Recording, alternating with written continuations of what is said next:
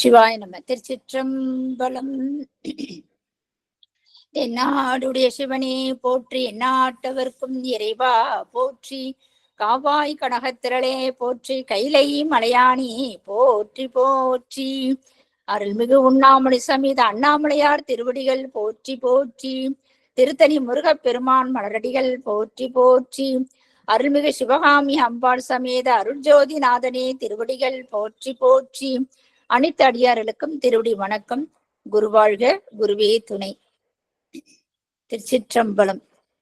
தெளிவு குருவின் திருமேனி காண்டல், தெளிவு குருவின் திருநாமம் செப்பல், தெளிவு குருவின் திருவார்த்தை கேட்டல், தெளிவு குரு ஒரு சிந்தித்தல் தானே, தெளிவு குரு ஒரு சிந்தித்தல் தானே. திருச்சிற்றம்பலம். அம்மா கிரிஜாமா, விநாயகர் பாடல் பாடுங்க. பாலும் தெளிதேனும் பாகும் பருப்பும் இவை நாளும் கலந்துனக்கு நான் தருவேன், கோலம் செய் துங்க கரிமுகத்து தூமணியே, நீ எனக்கு சங்கத்தமிழ் மூன்றும். திருச்சிற்றம்பலம். நன்றி. விமலா தேவி என்ற ஐடியில இருக்கிறவங்க நாலு துதி பாடுங்க. நன்றிங்கம்மா. திருச்சிற்றம்பலம். ஊழியர் கோன் வெப்பொழித்த புகழியர் கோன் கலல் போற்றி, ஆழி விசை கல்மிதப்பில் அணைந்த பிரான் அடி போற்றி, வாணி திருநாவலூர் வன்தொண்டர் பதம் போற்றி, ஊழி மணி திருவாத ஊர திருத்தாள் போற்றி. திருச்சிற்றம்பலம். நன்றிங்கம்மா. சிவாய நம. திருச்சிற்றம்பலம். இன்று நம்ம வகுப்புல ஒவ்வொரு நாளும் ஒவ்வொரு நிகழ்வு நடந்துட்டு இருக்கு இறைவன் திருவருளால. இன்னைக்கு நம்ம வகுப்புல புதுசா சைவ சித்தாந்தம் தெளிவியல் அப்படின்னு சொல்லி ஒரு வகுப்பை ஆரம்பிக்கிறோம். அதுக்கு பேராசிரியரா நமக்கு குருவா இருந்து இன்னைக்கு வழி நடத்துறதுக்கு ஒரு ஐயா வந்திருக்கிறாங்க. லதாமா மைக் ஆஃப் பண்ணிக்கங்க. அதுக்கு அவர் பெயர் வெங்கடேசன், சிவத்திரு வெங்கடேசன் ஒரு ஐயா வந்திருக்கிறாங்க. அவர் ஒரு சிறந்த ஒரு பேராசிரியர். அவரை பத்தி சொல்லணும்னா, அவர் ஒரு அரசு நிலைத்துறையில ஒரு அக்கௌண்டா ஒரு அதிகாரியா இருந்து ரிட்டையர்மெண்ட் ஆன பிற்பாடு அவருடைய வேலை வேறு வேகமா திரும்பிடுச்சு. அதாவது ஒரு ஆன்மீகத்துல அப்படியே போய் சிறந்து பெருமான் சொல்றாரு இல்லையா, ஆரம்ப கருவிலே முதல் போன பிரிவிலே அந்த கருவில போட்டுருவாராம். அதுக்கப்புறம் அடுத்தடுத்த பிரிவில அடுத்தடுத்த நெல்ல வருவாங்கன்ற மாதிரி ஐயா அந்த ஆன்மீகத்துல அவ்வளவு ஒரு சிறப்பா இருக்கிறாரு. முதல்ல அவர் முதல்ல பஞ்சபுராணம் தான் முதல்ல பாடுறாரு. எங்க நெல்லிக்கப்பன்னு ஒரு ஊர்ல விநாயகர் கோயில் ஒண்ணு இருக்கு. அந்த திருவதி அப்பர் சுவாமிகள் நம்ம என்ன சொல்றது, திருவாமூர்ல இருந்து திருவதி கோயில் அதுக்கப்புறம் அவர் நல்லாயி அந்த வழியாதான் கடலூருக்கு போனாராம். கடலூர் திருப்பாதிரிப்புலின்னு சொல்றோம்னா அந்த ஊர் வழியா தான் போனாராம் அப்பர் சுவாமிகள். அப்ப போக்குள்ள நடந்து தானே போறாங்க. அப்பப்ப இளைப்பாருவாங்க இல்லையா, அந்த இளைப்பாறுக்குள்ள அந்த நெல்லிக்கப்பத்துல ஒரு விநாயகர் கோயில் இருக்கு. அது அப்பயே இருந்திருக்க பொழுது சின்னதா இருந்திருக்கும் பொழுது, ஒரு சின்னதா ஒரு விநாயகரா இருந்திருப்பாரு. ஏதோ ஒரு சின்ன கீத்து கொட்டாவா இருந்திருக்குமோ என்னவோ தெரியல. இன்னும் அது மாறல, பெரிய விஸ்தாரமா பண்றதுக்கு அங்க இடம் கிடையாது. அந்த சின்ன கோயில அமர்ந்திருக்காரு. அந்த காலத்துல வந்திருக்கிறாரு.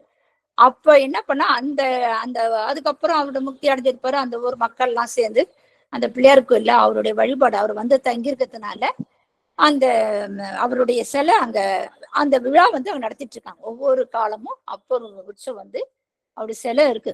அதாவது என்ன சிலைன்னா உற்சவமூர்த்தியா இருக்கிறாரு. அந்த விழா அந்த 10 நாளும் கொண்டாடுறாங்க. 10 நாளும் பெருமான் அப்பர் சுவாமி வருவாரு. பெருமானோட ரொம்ப சிறந்த அந்த ஊர் மக்கள் 4 மாட வீதி என்ற சொல்லும் போது அந்த 4 வீதியும் பெருமான் வருவாரு. அப்ப எனக்கு தெரிஞ்சு பஞ்சபுராணம் பாடணும் இல்லையா, பஞ்சபுராணம் பாடலாம். அப்பர் வரலாறு எல்லாம் சொல்றதுக்கு ஆள் கிடையாது. அது ஏற்கனவே ஒரு ஐயா ஒருத்தர் இருந்தாரு, கணபதினு ஒரு ஐயா இருந்தாரு. அவர் கொஞ்சம் வயதின் காரணமாக முதிர்ச்சி அடைஞ்ச பிற்பாடு ஐயா சித்தப்பா இவர் தான், நம்ம வெங்கடேசன் ஐயா தான். எனக்கு அவர் சித்தப்பா முறை இன்னும் நான் சொல்ல அடிக்கடி அந்த வாக்குதான் வருது. இருந்தாலும் இனிமேட்டு ஐயான்னு தான் கூப்பிடணும் இல்லையா, அங்க உறவு முறையெல்லாம் நமக்கு கிடையாது இல்லையா, அதனால ஐயான்னு தான் சொன்னேன். அவரு அங்க பஞ்சபிராணம் பாடி அப்பருடைய அந்த வரலாறு எல்லாம் எடுத்து சொல்வார். அவர் சொல்லக்குள்ள அப்படியே உருகி நல்லா அப்படியே அருமையா ஒரு கதையாவே கொண்டு போய் சொல்லியிருக்கிறாரு. நிறைய தரம் அவருடைய ஒவ்வொரு தரமும் நாங்க அங்க போற ஒரு வேலை வரும். அந்த நேரத்துக்கு போறதுக்கு ஒரு வாய்ப்பு கிடைக்கும் எங்களுக்கு. அந்த அப்பர் உற்சவத்துக்கு ஒரு நாளாவது வாய்ப்பு கிடைக்கும். அப்ப ஐயா வந்து நல்ல ஒரு அறிமுகமா ஆனாரு. இருந்தாலும் அவருடைய அந்த சொற்பொழிவு வந்து ஒரு ஆன்மீகத்துக்கு நல்லா எட்டுட்டு போச்சுன்னு தான் சொல்லலாம். அவர் வந்து சித்தாந்தத்துல ஒரு ஆர்வம் அவருக்கு. அவரு பயிலக்குள்ள அது ஆர்வத்தோட. ஏன்னா நம்மளும் இவ்வளவு நாளா போயிட்டு வந்தோம், அந்த ஆசிரியர் பதவி நமக்கு கிடைக்காது. நம்ம எல்லாம் அந்த அளவுக்கு உணர்ந்து அதை எடுத்து நோட்ஸ் எடுத்து எழுதி அவரு ஒரு சித்தாந்த பேராசிரியராகி முதல்ல பெண்ணாடம் என்ற ஊர்ல 2 முறை தொகுப்பா எடுத்து வேலை செய்தாரு. அங்க ஆசிரியரா இருந்துட்டு அதுக்கப்புறம் ஊத்துக்கோட்டையா, ஆமா, அந்த ஊர்ல போயிட்டு இன்னைக்கு பேராசிரியர் தான் இருக்கிறாரு. அந்த ஊர்ல ஒரு முறை பேராசிரியர் இருக்கிறாரு. இங்க இருந்து அவர் கடலூர்ல, அங்க இருந்து அவர் கலை போறது 5 மணி நேரம் இருந்தாலும் வயது கூட அவர் பார்க்க மாட்டாரு. அவருக்கு வந்து 82 வயது முடிந்து 83 வயது ஆகுது ஐயாவுக்கு.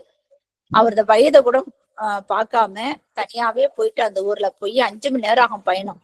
போயிட்டு முடிச்சுட்டு திரும்பி நைட்டு வருவார். நைட்டு வர ரொம்ப லேட் ஆகும். இருந்தாலும் அந்த வயதையும் பொருட்படுத்தாம இந்த பேராசிரியர் வேலையை இன்னும் சிறப்பா சித்தாந்த பேராசிரியர் வேலை செஞ்சுட்டு இருக்காரு.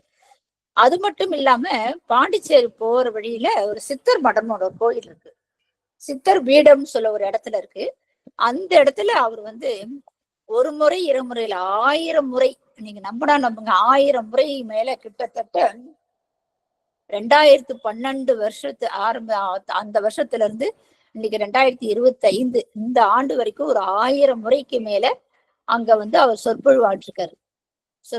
அவருக்கு நல்ல ஒரு ஆற்றல் இருக்கிறதுல அங்க சொற்பொழிவாட்டிருக்காரு தொடர்ச்சியா. அதான் இடைவிடாதுன்னு சொல்ற அந்த தொண்டு செஞ்சுட்டு இருக்காரு ஐயா. இது கவர்மெண்டே என்ன பண்ணிக்கிறாங்க, நம்ம திருவாவடுதுறை ஆதீனம் எல்லாம் இந்த மாதிரி இவர்களை எல்லாம் ஒரு நல்ல நிலைக்கு வந்திருக்கிறாங்க அப்படின்னு சொல்லி அவருக்கெல்லாம் பாராட்டி ஒரு சான்றிதழ் வழங்கியிருக்கிறாங்க. அவங்களுக்கு எல்லாம் ஒரு பட்டமே கொடுத்திருக்காங்க அவருக்கு. அவர் அந்த மாதிரி பட்டம் தமிழக அரசின் அகவை முதிர்ந்த தமிழ் அறிஞர் பாராற்று அப்படின்னு அவருக்கு பட்டம் கொடுத்திருக்கிறாங்க. அது மட்டும் இல்லாம இப்ப எப்படி ஒவ்வொரு ஓதுவா மூர்த்திகளுக்கும் கவர்மெண்ட் அந்த மாதிரி பணம் வழங்குறாங்களோ, ஐயாவுக்கும் இப்ப முதல்ல 5000 6000 இப்ப 8000 7000 வாங்குறதா கேள்விப்பட்டேன். ஐயாவுக்கு அந்த மாதிரி கவர்மெண்டே ஒரு வழக்கு அவங்களுக்கு கொடுக்குறாங்க. அந்த மாதிரி சிறப்பு வாய்ந்த ஒரு பேராசிரியர். இவர் வந்து இது வரைக்கும் ஆன்லைன்ல பண்ணது கிடையாது. இது வரைக்கும் நம்ம சனிக்கிழமை போனாயா சொன்னாரு, என் மேல என் எதிர்த்தாப்புல 1000 பேர் உட்காந்துருப்பாங்கம்மா, நான் இது வரைக்கும் ஆன்லைன்லயே பண்ணது இல்லைன்னு சொன்னேன். இந்த வாரம் சனிக்கிழமை ஒரு ஐயா வந்தாரு இல்லையா, பூமிநாதன். அந்த மாதிரி ஐயாவும் இது வரைக்கும் ஆன்லைன்ல பண்ணதே இல்லை. நான் இவரை கூட்டு கிட்டத்தட்ட 2 ஆண்டுகள் 3 ஆண்டுகளாவது இருக்கும். நம்ம ஆரம்பிச்சிருந்து ஐயாவை கூட்டுட்டே இருக்கிறேன். வாருங்கள் ஐயா, நம்ம வகுப்புக்கு ஏதாவது ஒரு சிறப்பு பேசுங்க, நீங்க தான் நிறைய பேராசிரியர், நிறைய பேச்சு திறன் இருக்கு உங்களுக்கு, வாங்க கூட்டிருக்கேன். எனக்கு இதெல்லாம் எனக்கு செய்ய வராதுமான்னாரு. அப்புறம் நான் மேல்நிலை வகுப்பு கடலூருக்கு போயிருந்தேன். இப்ப வந்து நம்ம நெடுமாற ஐயா வகுப்புக்கு போயிருந்தப்ப அப்ப மறுபடியும் இவர் அவரும் மேல்நிலை வகுப்பு வந்து கலந்துகிட்டாரு. உபநிஷதம் என்ற அந்த தலைப்புல அவரும் வந்து அந்த வகுப்புல அட்டன் பண்ணாரு. அப்ப மறுபடியும் அவர்கிட்ட அப்பயும் ஒருத்தர் என்னுடைய முயற்சியை விடல. அப்பயும் வாங்க சித்தப்பா ஏதாவது ஒண்ணு செய்யுங்கப்பா அப்படின்னு சொல்லி கேட்டுட்டு இருந்தேன். வரமானாரு. ஆனா அதுக்கு வந்து நமக்கு வந்து நேரம், நம்ம காலம், பெருமான் இன்னைக்கு தானே வகுத்து கொடுத்துருக்காரு. இன்னைக்கு இந்த சிறப்பான நல்லா அந்த குரு வழிபாடுன்னு சொல்லுவாங்க இல்லையா, வியாழக்கிழமைக்கு ஒரு சிறப்பு. அந்த வகையில இன்னைக்கு ஐயா வந்து நமக்கு சிறப்பா இந்த சித்தாந்த ஒரு அடிப்படை, நமக்கு தெளிவு வேணும் இல்லையா, தெளிவு தெரிஞ்சாதானே அடுத்த தெளிவியல்னா ஒரு பெரிய போட்டார் போட்டுன்னு நினைக்கிறேன் நான். அதனால இன்னைக்கு வந்து அவர் வந்திருக்காரு, சிறப்பு விருந்தினர் தான் நமக்கு அவரெல்லாம். அவர் வந்து இன்னும் பயமா இருக்கு, இன்னும் நமக்கு நல்லா நடத்துவானோ, நல்லா நடத்து, இது நம்ம குடும்பம், நம்மள யாரும் கேள்வி கேட்க போறது இல்ல. நல்லா இருந்தாலும் நாம தான் பெருமான் பார்த்துப்பாரு, நல்லா நாள் பெருமான் பார்த்துப்பாருன்னு சொல்லி எங்க செல்வின்றவங்க அவங்க கூடவே இருந்து அவங்க ஐயாவுக்கு ஆர்டர் எப்படி இருக்கு பாருங்க. அவரு 100 பேருக்கு ஏத்தாப்புல உட்காந்து பாடம் நடத்திட்டு இருக்காரு. ஆன்லைன்ல பண்றதுக்கு கொஞ்சம் இதா இருந்தாரு. ஒண்ணும் இல்ல வாங்க அப்படின்னு சொல்லி இப்ப சிறப்பான முறையில இன்னைக்கு ஐயா வந்திருக்காரு. அவர்களாம் நம்ம குழுமத்தின் சார்பாக வேலுண்ட விளை குழுமம், திருவாசந்தனை குழுமம், ஏஷன் குழுமம், மற்ற பல அடியார்கள் கூட இதெல்லாம் கேள்விப்பட்டு இன்னைக்கு வந்து இதுல வந்து கலந்துக்கிறாங்க. அவங்களுடைய திருவடியெல்லாம் வணங்கி, ஐயாவுடைய திருவடியில வணங்கி என்று அவர்களை வருக என்று மனமுழுமைகளால் வணங்கி வரவேற்கின்றோம். சிவாய நம. திருச்சிற்றம்பலம். வாருங்கள் ஐயா, நீங்க உங்கள் சொற்பொழிவை ஆரம்பிக்கலாம். பேசணுமா? திருச்சிற்றம்பலம்.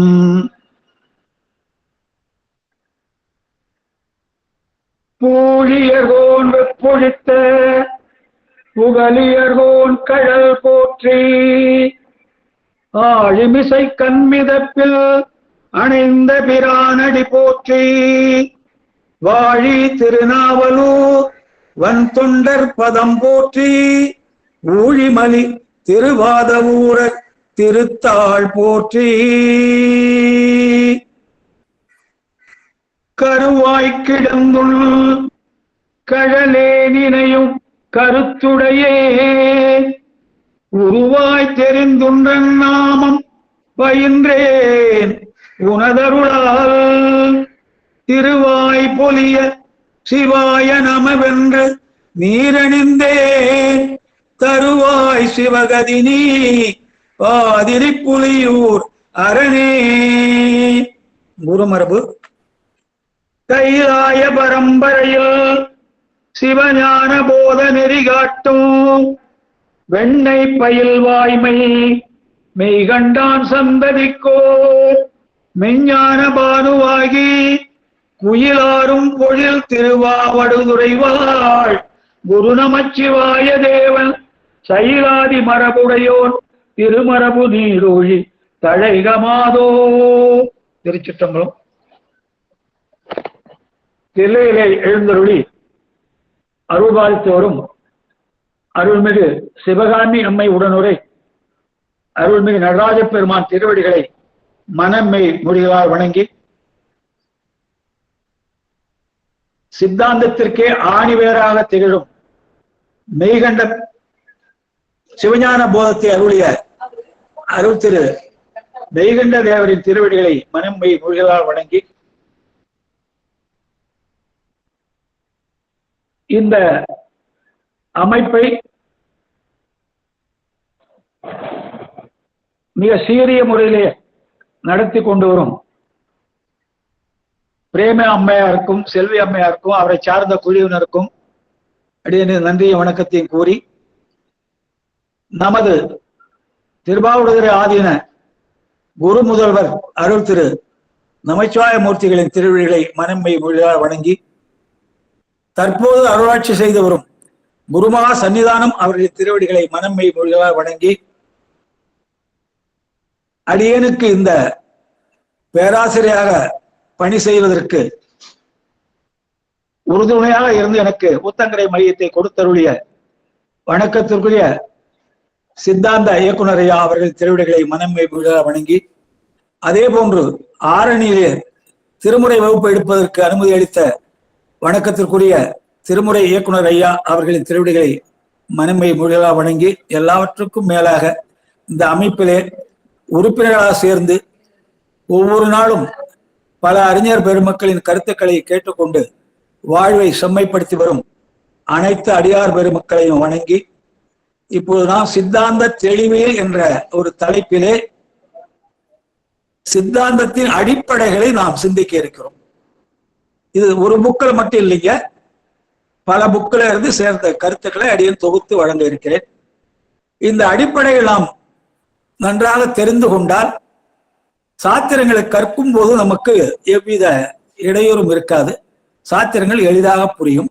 ஆகவேதான் அடிப்படைகளை முதலே நாம் கற்க வேண்டும். அதனால்தான் நம்முடைய பாடத்திட்டத்திலே கூட முதலே உண்மை விளக்கத்தையும் அதற்கு பிறகு திருவருள் பயணம் வைத்திருக்கிறார்கள். காரணம் அதிலே அடிப்படைகள் மிக விரிவாக கூறப்பட்டிருக்கின்றன. இப்பொழுது நாம் எடுத்துக்கொண்ட தலைப்பு சித்தாந்த தெளிவியல் என்ற தலைப்பிலே சில அடிப்படைகளை நாம் சிந்திக்க இருக்கிறோம். இறைவன் திருவுருளாலே நாம் தொடர்ந்து இதை எவ்வித தொழிலுமின்றி சிந்திக்க இருக்கிறோம். சைவ சித்தாந்தத்தை பற்றி தெரிந்து கொள்ள வேண்டும் என்றால் சிவன், சைவம், சித்தாந்தம் என்பவைகளை பற்றி நாம் முதலில் தெரிந்து கொள்ள வேண்டும். சிவன் என்றால் சைவ சமய கடவுளை சிவன் என கூறுகிறார்கள். அப்பர் பெருமான் என்ன சொல்றார்? சிவன் என்னும் நாமும் தனக்கே உடைய செம்மேனி எம்மான்றார். சிவம் என்பது மங்களம் என்ற பொருளை தரும். மங்களமாவது நன்மை. ஆகவே சிவன் நன்மையே வடிவானவன். தீமையே இல்லாதவன். அதைத்தான் சம்பந்த பெருமான் சொல்றார், நன்றுடையானை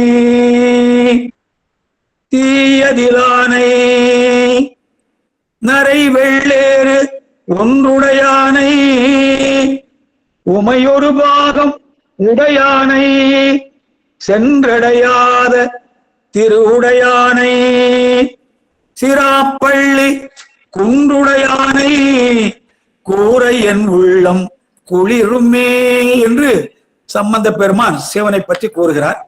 ஆகவே சிவன் என்றால் நிறைந்த மங்களம் உடையவன், அனாதியே மலத்தில் என்று நீங்கி நிற்கும் அதிசூக்கும சித்து. பெருமானை ஆணவம் பிடிக்காது.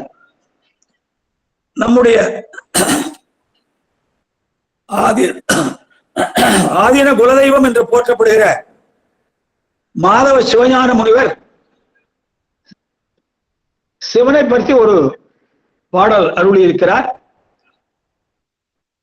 குறைவிலா மங்கள குணத்தன் ஆதலின் நிறைமலம் அனாதியின் நீங்கி நிற்றலின் அரைகுவர் சிவன் என அறிவின் மேலவர் இறையவன் அவன் பெருமையை யார் கூறுவர் என்று மாதவ சிவஞான முனிகள் கூறியிருக்கிறார். இவரைத்தான் நம்முடைய குல தெய்வமாக போற்றுகிறார்கள் திருவாடுதுறை ஆதீனத்திலே. சிவன் அனைத்து பொருள்களை தன்னுள்ளே அடக்கி கொண்டிருப்பவன். வானம் போல அவன் எல்லாவற்றையும் தன்னுள்ளே அடக்கி கொண்டிருப்பவன். சைவம் என்பது சிவ சம்பந்தம் உடையது என்று சொல்லுவார். சிவனது ஞாபகத்துள் அடங்காத பொருள் எதுவுமே இல்லை. அதுபோலவே சிவனோடு சம்பந்தம் இல்லாத பொருள் எதுவுமே இல்லை. அனைத்துமே அவனில் அடக்கும். அனைத்து பொருள்களையும் தன்னுள் அடக்கிக் கொண்டு இருப்பவன். உலகிலே உள்ள எல்லா பொருள்களையும் அசையும் பொருள்கள், அசையா பொருள்கள் என்று 2 வகையாக நாம் கூறுகிறோம். உயிர் உள்ளவைகளை உயர்தினை என்று கூறுகிறோம், உயிர் அற்றவைகளை அக்ரணி என்று கூறுகிறோம். இதுல சம்பந்தர் பெருமான் சொல்றார், சம்பந்த புராணத்துல சேக்கிழார் சொல்றார், அசையா பொருள்கள் அசையும் பொருள்கள் அனைத்தும் சைவம்.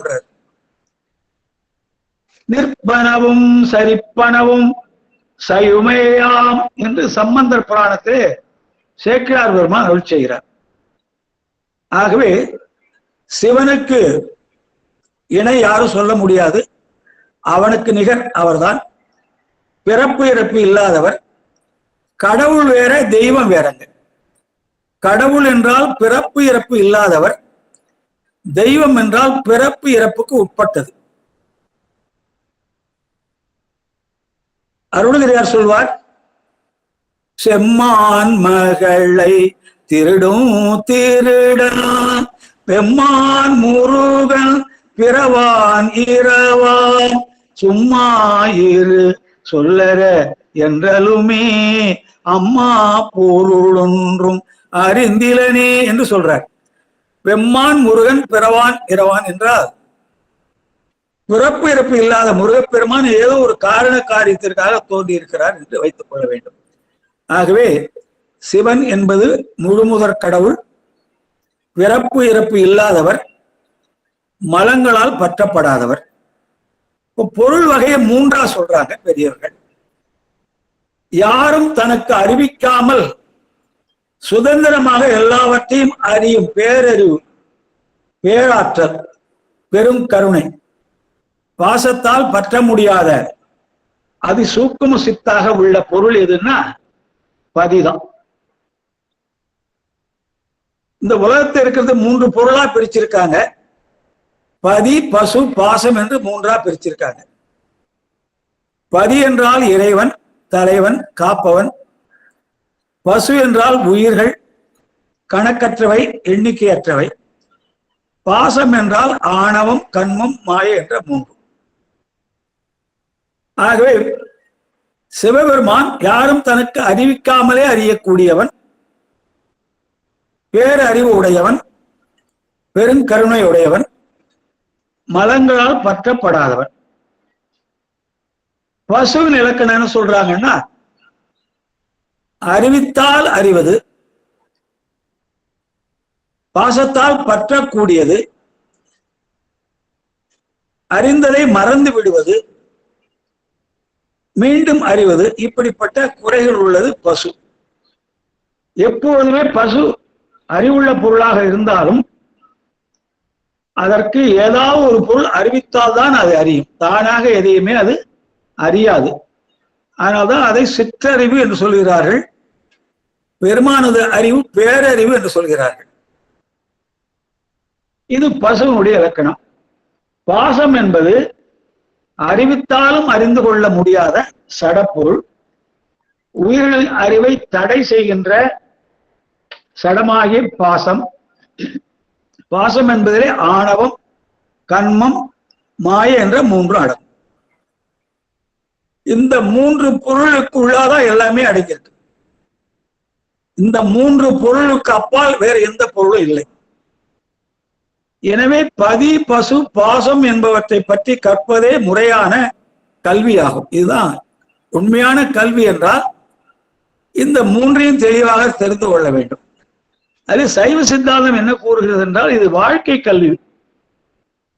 ஒருவன் ஏன் நன்றாக வாழ்கிறான், ஒருவனுக்கு ஏன் அடிக்கடி துன்பங்கள் வருகின்றன, ஒருவன் கஷ்டப்படுகிறான், இப்படி பல விதங்களிலே மக்கள் வாழ்க்கை இருக்கிறது. இதற்கு எல்லாவற்றுக்கும் விடையை கூறுகிற சமயம் சைவ சமயம், சைவ சித்தாந்தம். வேதங்களும் ஆகமங்களும் பதி, பசு, பாசம் என்ற 3 பொருளை பற்றித்தான் பேசுகின்றன. அவை ஒன்றோடு ஒன்று கொள்ளும் தொடர்புகளையும் விரிவாக சொல்கின்றன. இவற்றையெல்லாம் குருமுகமாக கேட்ட உயிர் வீடு பேர் பெறுவரை இந்த அமைப்பு நம்மை தொடர்ந்து அழைத்துச் செல்கின்றன. சைவ சித்தாந்தம் என்றால் முப்பொருளை பற்றி முழுவதுமாக ஆராய்ந்து அதற்கு மேல் வேற எந்த முடிவும் இல்லை என்பதை கூறுவதுதான் சைவ சித்தாந்தம். சைவம் வகைப்படுத்தியுள்ள பதி, பசு, ஆணவம், கண்மம், மாய ஆக 5 பொருள்கள், இவைகளை பற்றிய முடிந்த முடிவுகளை கூறுவதுதான். முடிந்த முடிவுகளை ஐயம் திரிபு இல்லாமல் கூறுவதுதான் சைவ சித்தாந்தம் சொல்றாங்க. சைவ சித்தாந்தம் சொல்வதற்கு மேலே ஒரு முடிவு இல்லை, எதுவுமே சொல்ல முடியாது. வேத ஆகமங்களின் கருத்து தான் சைவ சித்தாந்தம் சொல்றாங்க. வேதத்தின் அந்தம் உபநிஷதம் என்று சொல்றாங்க. அந்தம் என்றால் முடிவு. உபநிஷ கருத்துக்கள் தான் வேதாந்தம் என்று சொல்லப்படும்.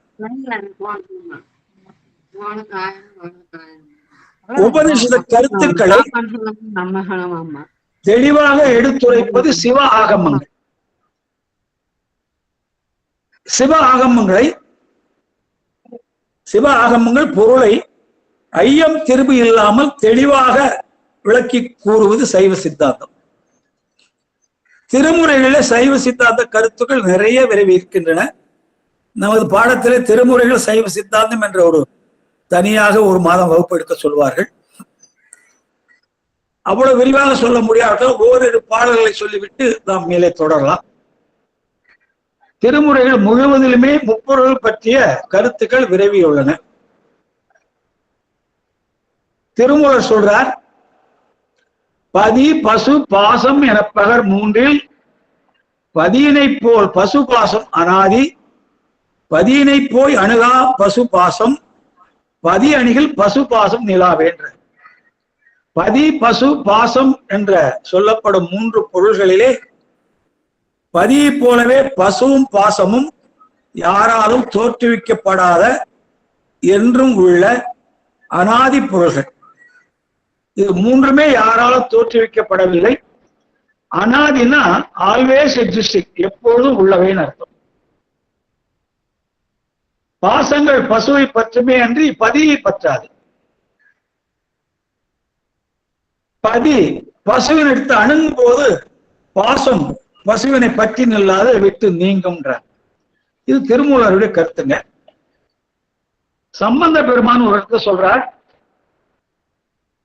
விளையாததோர் பரிசில்வரு பசு பாச வேதனை ஒன் தலை ஆயின தவிர அருள் தலைவனது சார்பு ஆம் தலையார் தரு கதிராயிரம் உடைய அவனோடு முளை மாமதித்தவளும் உயர் முதுகுன்று அடைவோமே என்று சொல்ற இந்த மூன்றையும் குணாண்டார் சம்பந்தர்.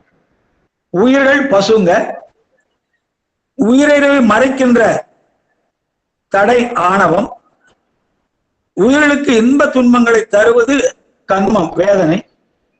வேதனைன்னா நம்ம இப்போ துன்பம் நினைச்சுக்கிறோம், வேதனை என்றால் இன்ப துன்பம் ரெண்டு கலந்ததுதான். உயிரின் அறிவை சற்றே விளக்குவது மாயை, அதான் முன்தலை என்றாங்க. மாயை விளக்கு போல இருந்து இந்த உயிர் அறிவை மேம்பட செய்யும். அதனாலதான் சிவஞான போகத்துல மாயா தனு விளக்கு என்று சொல்றார். இந்த பாசத்தை நீக்கி உயிர்களுக்கு இன்பத்தை அருளும் பதி என்பவர் தலைவன் ஆகிய இந்த ஐந்து பொருள்களும் யாராலும் தோற்றுவிக்கப்படாத தன்மையுடைய பொருள்கள் சொல்றார் அங்கே சம்பந்த பெருமான். பதியாகிய சிவபெருமான் எழுந்தருளி இருக்கின்ற இடம் ஒளிபுரிந்திய ஆயிரக்கணக்கான கதிர்களையுடைய கதிரவனும் முளைத்து எழுந்து வளரும் சந்திரனும் தவழும் திருமுதுகுன்றம் ஆகும். அதாவது விருத்தாச்சலம் சொல்றார். சிவபெருமானை வழிபடுவதற்கு திருமுதுகுன்ற மலைக்கு சென்று அடைவோமாக என்று சொல்றார். இப்ப சைவ சித்தாந்தத்தை பத்தி திருமூலவரத்தை ரொம்ப அற்புதமா சொல்றார். சைவ சித்தாந்தம்னா யாருன்னா இலக்கணம் சொல்றார். கற்பன கற்று கலை மன்னும் மெய் யோகம் முற்பத ஞானம் முறை முறை நன்னியே சொற்பதம் மேவி துரிசற்று மேலான தற்பரம் கண்டுளோர் சைவ சித்தாந்தர் என்றார். இது சித்தாந்தருக்கு இலக்கணத்தை அப்படியே உரிச்சு வச்சுட்டார் திருமூலர். கற்க வேண்டிய நூல்களான சைவ சித்தாந்த நூல்களை தெளிவாக கற்க வேண்டும். சரியை கிரியை யோகம் என்ற 3 வழிபாடாக அதை செய்து அதற்குரிய சாலோக சாமீப சாரூப பதமுக்திகளை கடந்து உயிர் குற்றமான ஆணவ மலத்திலே இருந்து நீங்கி ஞானம் பெற்று சிவப்பேறு ஆகிய சாயுச்சிய நிலையை அடைந்து அதில் திளைத்து இருப்பவர் சைவ சித்தாந்தர் ஆவர்ட்ட. அப்போ அந்த ஒரு பாட்டிலே நம்ம சித்தாந்த கருத்துக்கள் எல்லாத்தையும் கொண்டாண்டார். கற்க வேண்டிய நூல்களை கற்க வேண்டும். அது நம்முடைய 14 சாத்திரங்கள், திருமுறைகள். இது ரெண்டுமே நமக்கு 2 கண்கள் போல. 12 திருமுறைகள், 14 சாத்திரங்கள், பண்டார சாத்திரங்கள் எல்லாம் நமக்கு கண்கள் போல. இவற்றை முறையாக கற்க வேண்டும். தவம் செய்ய வேண்டும். தவம் என்றால் இங்கே சைவத்திலே சரியை கிரியை யோகம் என்ற 3. சரியை என்றால் ஆலயத்திலே உடலாலே செய்யக்கூடிய தொண்டு. கிரியை என்றால் வீட்டிலே ஆத்மார்த்த லிங்கத்தை வச்சு சிவபூஜை செய்வது. யோகம் என்றால் உடலுக்குள்ளேயே இறைவனை கண்டு வழிபடுவது. இது 3க்கும் ஒரு பதம் தருகிறார். முக்தி பதம் சொல்றாங்க. அதற்கு சாலோகம், சாமீபம், சாரூபம் என்று சொல்றாங்க. இதுதான் தாச மார்க்கம், சர்புத்திர மார்க்கம், சக மார்க்கம் சொல்லுவாங்க. தாச மார்க்கம் என்றால் தொண்டு நெறி. இதுக்கு உதாரணமா அப்படி பெருமான சொல்வார்கள். ஏன்னா அப்படி பெருமான் எங்கு சென்றாலும் தன்னுடைய கையிலே அந்த உழவாரத்தை வைத்துக் கொண்டிருப்பார். ஆலயங்களுக்கு சென்றால் முதலிலே அவர் செய்கிற வேலை இந்த ஆலயத்தை தூய்மைப்படுத்துவார். அங்கே முள்ளுகள் ஏதாவது செடி இருந்ததுன்னா அதெல்லாம் தூய்மைப்படுத்துவார். அந்த அறிகுறியாக அந்த உழவாரப்படையை கையிலே வைத்திருப்பார். அந்த நெறிக்கு உதாரணமாக அப்பரு பெருமானை கூறுவார்கள். தாசமார்க்கம், தொண்டு நெறி. அதுக்கு அடுத்தது இது எப்படின்னா, இந்த சாலோப பதவி என்னன்னா, சிவலோகத்திலே நாம் எங்கு வேண்டாலும் செல்லக்கூடிய உரிமை உள்ளது போல. இப்ப வேலைக்காரன் நம்ம வீட்டுல வேலை செய்யறாரு ஒரு வேலைக்காரனா, அவர் நம்ம வீட்டுல எல்லா இடத்துக்கும் போகக்கூடிய உரிமை உள்ளவர். அதுபோன்று இந்த சாலோக பதவி என்பது சிவலோகத்திலே எங்கு வேண்டாலும் செல்லக்கூடிய உரிமையை கொடுப்பது. இது சாலோகம். தாச மார்க்கம், தொண்டு நெறி என்று சொல்றாங்க. அதுக்கடுத்து சர்புத்திர மார்க்கம், மகன்மை நெறி. இதுக்கு உதாரணமா சம்பந்த பெருமானை சொல்லுவார்கள். இது என்னன்னா ஆத்மார்த்த சிவலிங்க பூஜை நம்ம செய்யறோமே எல்லா வீட்டுல, அந்த பூஜை செய்து அதுக்கு வேண்டிய கிரியைகள்லாம் செய்யுது. இது மகன்மை மார்க்கம், சற்புத்திர மார்க்கம் சொல்றாங்க. இதுக்கு என்ன உரிமைனா, ஒரு வீட்டுல உள்ள முதலாளியின் மகன், வீட்டு தலைவரின் மகன் அந்த வீட்டுல எங்கு வேண்டுமானாலும் செல்லலாம். அப்படிப்பட்ட உரிமை அவருக்கு உண்டு. அதுபோன்று இந்த சத்புத்திர மார்க்கத்திலே நிற்பவர்கள் சாமீப பதவி அடைந்தால் சிவலோகத்திலே அவர்கள் எங்கு வேண்டுமானாலும் செல்லக்கூடிய உரிமை உண்டு என்பதாக சொல்கிறார்கள். அதுக்கு அடுத்ததாக சகமார்க்கம், இது தோழமை நெறின்றாங்க.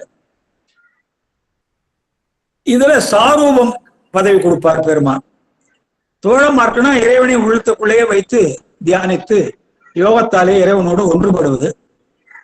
இதற்கு உதாரணமாக சுந்தரர் பெருமானை சொல்லுவார்கள். இதுல என்ன சிறப்பு என்றால், அந்த தலைவருக்கு, வீட்டு தலைவருக்குரிய எல்லாவித மரியாதைகளும் அவருக்கு நண்பருக்கு கிடைப்பது போல இங்கே சிவபெருமானுக்குரிய அனைத்து ஆடை ஆபரணங்களும் இவருக்கு கிடைக்கும்.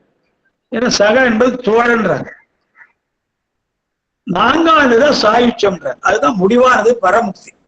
இதெல்லாம் இடைநிலை பயன், ஆனால் முடிவான முக்தி அல்ல. இதெல்லாம் சாயுச்சம் என்பதுதான் முடிவான முக்தி, பரமுக்தின்னு சொல்றாங்க. பரனா மேலான அர்த்தம். மீண்டும் பிறவாது முக்தி என்றால் மீண்டும் பிறவா நெறியை அடைவது. மோட்சம் வேற, சொர்க்கம் வேற, மோட்சம் வேற. சொர்க்கம் என்பது நாம் செய்திருக்கிற நல்வினைகளுக்கு ஏற்ப பெருமான் நம்மை சொர்க்கத்திலே அனுப்பி அங்கே உள்ள சுகபோகங்களை அனுபவிக்க வைப்பார். மோட்சம் அல்லது முக்தி என்றால் அதற்கு மேல பிறவியே இல்லை. பெருமானுடைய திருவடியிலே நம்ம அங்க கைலாயத்தை எடுத்துக்கொள்ளலாம். மீண்டும் பிறவா நெறியது. இப்ப சில அடிப்படை செய்திகளை நம்ம பார்க்க போறோம். முப்பொருள் அனாதி, அதான் அனாதினா எப்பொழுதுமே உள்ளவை, தோற்ற நாசம் மற்றவைன்னு பேருக்க. பதி பசு பாசம் மூன்று எப்போதும் உள்ளவை, தோற்ற நாசம் மற்றவை, வேறு வேறு தனித்தன்மையான இயல்புகளை உடையன. ஒன்று போல ஒன்று இருக்காது. இதனுடைய தன்மை வேறு, அதனுடைய தன்மை வேறு, அதனுடைய தன்மை வேறு. இவை கால தத்துவம் கடந்தும் இருப்பவை, காலத்துக்கு முற்பட்டவை. இவைகளை யாரும் உண்டாக்கவில்லை, ஒன்றிலிருந்து ஒன்று தோன்றவில்லை. அடுத்தபடியாக இறைவனை அறிவதற்கு சில அளவைகளை கூறியிருக்கிறார்கள். அளவைகளை நம்ம பொதுவா கொஞ்சம் தெரிஞ்சாதான் இதை கொண்டுதான் இறைவன் இருப்பதை நம்ம உறுதி செய்கிறோம். அளவைகள்னா அளத்தல் கருவின்னு பேருங்க. உலகில் உள்ள பொருள்களை நம்ம என்ன பண்றோம், அதை வாங்கும் போது நீட்டல் அளவை, நிறுத்தல் அளவை, முகத்தல் அளவை, எண்ணல் அளவை என்ற வகையிலே வாங்குகிறோம். நீட்டல் அளவைன்னா 1 மீட்டர் துணி என்ன விலைன்னு கேட்கிறோம். நிறுத்தல்னா 1 கிலோ பருப்பு என்ன விலைன்னு கேட்கிறோம். முகத்தல்னா 1 லிட்டர் எண்ணெய் என்ன விலைன்னு கேட்கிறோம். எண்ணிக்கைனா 1 டஜன் வாழைப்பழம் என்ன விலை கேட்கிறோம். இது 4 தான் நம்ம உலகத்திலே பொருளை வாங்கும் போது பயன்படுத்துகிற அளவு முறைகள். இதே போன்று இறைவனை அறிவதற்கு கருவி இருக்கின்றாங்க, அளவைகள் இருக்கின்றாங்க. இந்த அளவில் எப்படி நம்ம உறுதி செய்கிறோம் என்றால், நம்முடைய ஐம்பொறிகளை வைத்து நம்ம இந்த அளவைகளை உறுதி செய்கிறோம். கண், காது முதலிய பொறிகளை கொண்டு அறிவினால் அறிகிறோம். அப்போ முடிவானது நம்ம அறிவுதான். நம்ம எப்படி பார்த்தாலும் கண்ணால பார்க்கிறோம், காதால செய்தியை கேட்கிறோம். ஆனால் முடிவாக அறிவை உபயோகித்து நம்ம அந்த பொருளை வாங்குகிறோம். ஆகவே உயிரினுடைய அறிவாற்றலே உண்மையான அளவைன்றாங்க பெரியவங்க. அதான் பிரமாணம்ன்றாங்க. பிரமாணம் என்றால் உயிர் அறிவு, சிற்சக்தி. ஆனாலும் அறியும் வழிமுறையை கூட அளவுன்னு தான் சொல்றாங்க. சைவ சித்தாந்தம் என்ன சொல்லுதுன்னா, பதி பசு பாசம் ஆகியவற்றை பற்றியே பேசுகிறது. இதுல அளப்பவன் யாருன்னா உயிர். இதுல அளப்பவனா உயிர் நம்ம தான். அளத்தல் கருவியாக உயிரின் அறிவு தான் பிரமாணம். நம்முடைய அறிவு தான் பிரமாணம். அளக்கப்படும் பொருள் பதி பசு பாசம், இந்த மூன்றையும் நம்ம அறிவாக சிந்திச்சு அறிகிறோம் சொல்றாங்க. பதி பசு பாசம் என்ற மூன்றுமே மிக மிக மிக நன்மையானவை. கண்ணால் பார்க்க முடியாதவை, காதால் எதுவுமே நம்ம ஐம்பொறிகளால அறிய முடியாதவை. இவற்றை அளப்பதற்கு பல கருவிகள் இருக்கின்றாங்க. மொத்தம் 10 கருவிகள் சொல்றாங்க. ஆனாலும் முக்கியமாக 3 கருவி தான் ரொம்ப ரொம்ப முக்கியம் சொல்றாங்க. அவைகள் காட்சி அளவை, கருதல் அளவை, கருதல் அல்லது அனுமான அளவை, உரை அளவை என்று 3 வகை. காட்சி அளவை, கருதல் அல்லது அனுமான அளவை, உரை அளவை என்று 3 சொல்றாங்க. ஐம்பொறிகளான கண், காது, தோல், நாக்கு, மூக்கு முதலியவர்களால் ஒரு விஷயத்தை பொதுவாக உணர்வு, அதான் காட்சி அளவை. முதல்ல ஒரு விஷயத்தை பார்க்கிறோம், ஒரு பொருளை பார்க்கிறோம், ஒரு பொதுவான பார்வை தான் நமக்கு நிகழும். அந்த காட்சியிலே 4 வகை சொல்றாங்க. காட்சி அளவிலே 4 வகை சொல்றாங்க.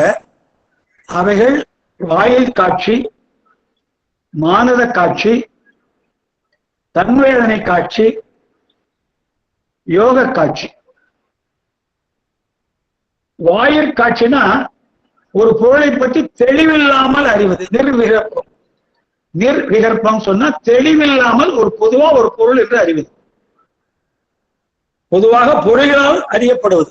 இது ஒரு பொருள், இது ஒரு உருவம், இது ஒரு ஓசை, இது ஒரு தொடு உணர்வு, இது ஒரு சுவை, இது ஒரு மனம் என்று பொதுவாக உணர்வது வாயில் காட்சி. அதுக்கு அடுத்ததாக இதுல மனம் செல்லாததாலே இது என்னது என்று நம்ம தெளிவாக உணர முடியல. ஏனென்றால் பொறிகள் முதல்ல பார்க்கின்றன, அதில் மனம் கலவாததால் அது என்ன பொருள் என்று நம்மால் அறிய முடியவில்லை. அடுத்ததான் வருது மானத காட்சி. மானத காட்சிகளோ தெளிவாக அறிவதுன்னு அர்த்தம். சவிகற்பம்னு சவிகற்பம்னா தெளிவாக அறிவது, நிர்விகற்பம்னா தெளிவில்லாமல் அறிவது. இதுல மனம் கலந்து நம்ம பார்த்த பொருள் இதுதான், அதுதான் என்று மனத்தை கொண்டு நாம உணர்கிறோம். உணரும் போது அந்த பொருள் பெயர் உணர்கிறோம், அறிகிறோம். சாதினா நம்ம எப்போ இருக்கிற சாதியை வைத்துக் கொள்ளாதீர்கள். மனிதன், மிருகம், இப்படி நம்ம 7 பிறவின்னு சொல்றோம் இல்லையா, 7 பிறவி இருக்குன்னு சொல்றாங்க. அது என்னன்னா தேவர்கள், மனிதர்கள், விலங்குகள், பறவைகள், ஊர்வன, நீர்வாழ்வன, தாவரம் என்று 7 வகை பிறவிகள் உலகத்திலே இருக்குது. அதுதான் சாதி என்பது. மனிதனா, மிருகமா, வேற ஏதாவது. குணம் என்றது அவனுடைய புத்திசாலியா, அறிவில்லாதவனா என்று உணர்வு. தொழில் அவன் என்னன்னா எப்படி வேகமா நடப்பான், அது நடக்க மாட்டான் அப்படி சொல்றது. இதெல்லாம் மனதை கொண்டு நாம அறிவதாலே இது மானத காட்சின்னு சொல்றாங்க. ஒரு பொருளை பற்றி ஐயம் திரும்பி இல்லாமல் அறிவது. அது ஐயம்னா சந்தேகம், திரும்பி என்றால் மாற்றி உணர்வது. ஐயம்னா ஐய காட்சினா சந்தேகங்கள், விபரீத காட்சினா மாற்றி உணர்வது. இப்போ உதாரணமாக கயிறை பாம்பாக காண்பது ஐயம். அங்க கயிறு வளைஞ்சிருக்கு, அதை நம்ம போறோம், இருட்டுல போறோம், மங்கலான வெளிச்சத்துல போறோம். அந்த கயிறை பார்த்தீங்கன்னா பாம்பு மாதிரி வளைஞ்சிருக்கு, நம்ம பாம்புன்னு நினைக்கிறோம். அதுதான் ஐய காட்சி. விபரீத காட்சி என்பது முயலுக்கு காது இருக்கு, நம்ம அதை கொம்புன்னு நினைக்கிறோம். அதுக்கு விபரீத காட்சி என்பது ஒன்றாக மாற்றி உணர்வது. அடுத்ததாக தன்வேதனை காட்சின்றாங்க. வேதனைனா முதல்ல சொல்லியிருக்கேன், துன்பம் மட்டும் இல்லைங்க, இன்பம் துன்பம் சேர்ந்ததுதான் வேதனை. இந்த வாயிற் காட்சியால பொதுவாக அறிந்த பொருளை மானத காட்சியால தெளிவாக அறிந்த பின் அனுபவம் நிகழும். நமக்கு ஒரு அனுபவம், அந்த பொருளால ஒரு அனுபவம் உண்டாகும். அந்த பொருளால் நமக்கு ஒரு நன்மை நடக்கலாம் அல்லது ஒரு தீமை நடக்கலாம். அதுதான் வேதனை தான், இன்ப துன்பம். இந்த இன்ப துன்ப மயக்க உணர்வு புத்தி ஒரு பொருளை பற்றி நிச்சயத்த பின் பெரும் அனுபவம் ஆகும். இந்த புத்தி கலந்து அந்த அறியப்பட்ட பொருளாக வருகின்ற இன்பமோ துன்பமோ மயக்கமோ அதை புத்தி கலந்து அதனுடைய அனுபவத்தை நாம் உணர்றோம் பாருங்க, அதுதான் தன்வேதனை காட்சி. உயிர் சத்துவ குணத்திலே இருந்தால் இன்பத்தையும், உயிர் ராஜச குணத்திலே இருந்தால் துன்பத்தையும், உயிர் தாமச குணத்திலே இருந்தால் மயக்கத்தையும். மயக்கம்னா அறியாமன்னு வச்சுக்கலாங்க. இது 3 நமக்கு நிகழும். அதாவது நம்ம அந்த ஒரு குறிப்பிட்ட நேரத்துல எந்த குணம் நமக்கு மேலோங்கி இருந்தோ, நம்மிடம் 3 குணங்கள் இருக்கு. சத்துவம், ராஜசம், தாமசம் என்ற 3 குணங்கள். சத்துவம் என்பது அமைதி, ராஜசம் பரபரப்பு, தாமசம் என்பது சோம்பேறித்தனம். இது மூன்றும் நம்ம இருக்கு. ஆனா ஏதாவது ஒன்று மேலோங்கி இருக்கும். அப்படி இருக்கும்போது சத்துவ குணம் இருந்தால் இன்பத்தை நுகர்வோம், ராஜச குணம் இருந்தால் துன்பத்தை நுகர்வோம், தாமச குணம் இருந்தால் மயக்கம், அதான் அறியாமை வரும். அடுத்து யோக காட்சி சொல்றாங்க. யோக காட்சின்னா வாயிற்காட்சி, மானத காட்சி, தன்மையான காட்சி எல்லாருக்கும் நடக்கும். இது எல்லாருக்கும் உண்டு. முதல்ல பொதுவா பார்ப்போம் ஒரு பொருளை, மனத்தை கொண்டு அது என்னன்னு தெரிந்து கொள்வோம். பிறகு அதனால வருகிற இன்பத்தையோ துன்பத்தையோ அனுபவிப்போம். இது எல்லாருக்கும் நடக்கும். ஆனால் யோக காட்சி என்பது யோக நெறி நின்று அதன் முடிவான நிலையை அடைந்தவர்கள் கிடைக்கும். யோகத்திலே அட்டாங்க யோகம்னு ஒண்ணு சொல்றாங்க. அது 8 படிகள் உள்ளன. ஏமம், நியமம், ஆசனம், பிராணாயாமம், பிரத்யாகாரம், தாரணை, தியானம் ஆகிய நெறிகளிலே நின்று சமாதி ஆகிய 8வது நிலையை அடையும். அப்படி அவர்கள் அடைந்து விட்டால் அவர்கள் ஓரிடத்துல இருந்து கொண்டே 3 காலங்களில் நடப்பதை உணர்வார்கள். நேற்று நடந்தவர்கள், இன்று நடப்பவர்கள், நாளை நடக்க இருப்பவர்கள் எல்லாத்தையும் அவங்க உணர்வார்கள் சொல்றாங்க. அடுத்ததாக கருதல் அளவைன்னு சொல்றாங்க. அனுமான அளவை. கருதல் அளவைனா ஊகித்து அறிவது, ஒரு பொருளை யோசித்து பார்த்து அறிவது. இப்ப ஒரு வகுப்புல 40 மாணவர்கள் இருக்கிறார்கள் என்றால், அல்லது 40 பேர் ஒரு சபையில கூடியிருக்கிறாங்க. ஒரு வகுப்புன்னு வச்சுக்கோங்க, சித்தாந்த வகுப்பு, அது ஒரு வகுப்பு. 40 பேர் அங்கே பாடம் கேட்டுக் கொண்டிருக்கிறார்கள். ஆசிரியர் பாடம் நடத்தி கொண்டிருக்கிறார். அப்போ அந்த அறையிலே ஒரு மாம்பழ வாசனை வீசுகிறது. அந்த மாம்பழ வாசனையை வைத்து, மாம்பழத்தை நம்ம கண்ணால பார்க்கவில்லை, யாரோ ஒருத்தர் பயிர வச்சிருக்கார். அந்த வாசனை வருவதை வைத்து நம்ம என்ன யூகிக்கிறோம்? இந்த வகுப்பறையிலே யாரோ ஒருவர் மாம்பழங்களை வைத்திருக்கிறார்னு அறியும். ஏனென்றால் இந்த விட்டு நீங்காத தன்மை, மாம்பழமும் வாசனையும் ஒன்றை விட்டு ஒன்று நீங்காது. அதான் அவினாபாவம்ன்றாங்க. அவினாபாவம் என்றால் மாம்பழத்தை விட்டு வாசனை நீங்காது, நெருப்பை விட்டு புகை நீங்காது. இப்படி ஒன்று இருப்பதை வைத்து இல்லாத ஒன்றை யூகித்து அறிவது. அப்போ அந்த மாம்பழத்திற்கு வாசனைக்கும் உள்ள விட்டு நீங்காத தன்மையை வைத்து நாம அறிவது. இது தன்பொருட்ட அனுமானம், நம்மளே பார்த்து அறிவது. ஒரு பொருளை தானே யூகித்து அறிவது தன்பொருட்ட அனுமானம். பிறர் பொருட்டு அனுமானம் என்றால் தான் ஊகித்து அறிந்த பொருளை பிறருக்கு எடுத்துச் சொல்வது. நான் ஒரு பொருளை அறிந்து கொண்டேன், அந்த அறிந்ததை எனக்கு முழுமையாக புரிந்து விட்டது என்ன பொருள் என்று.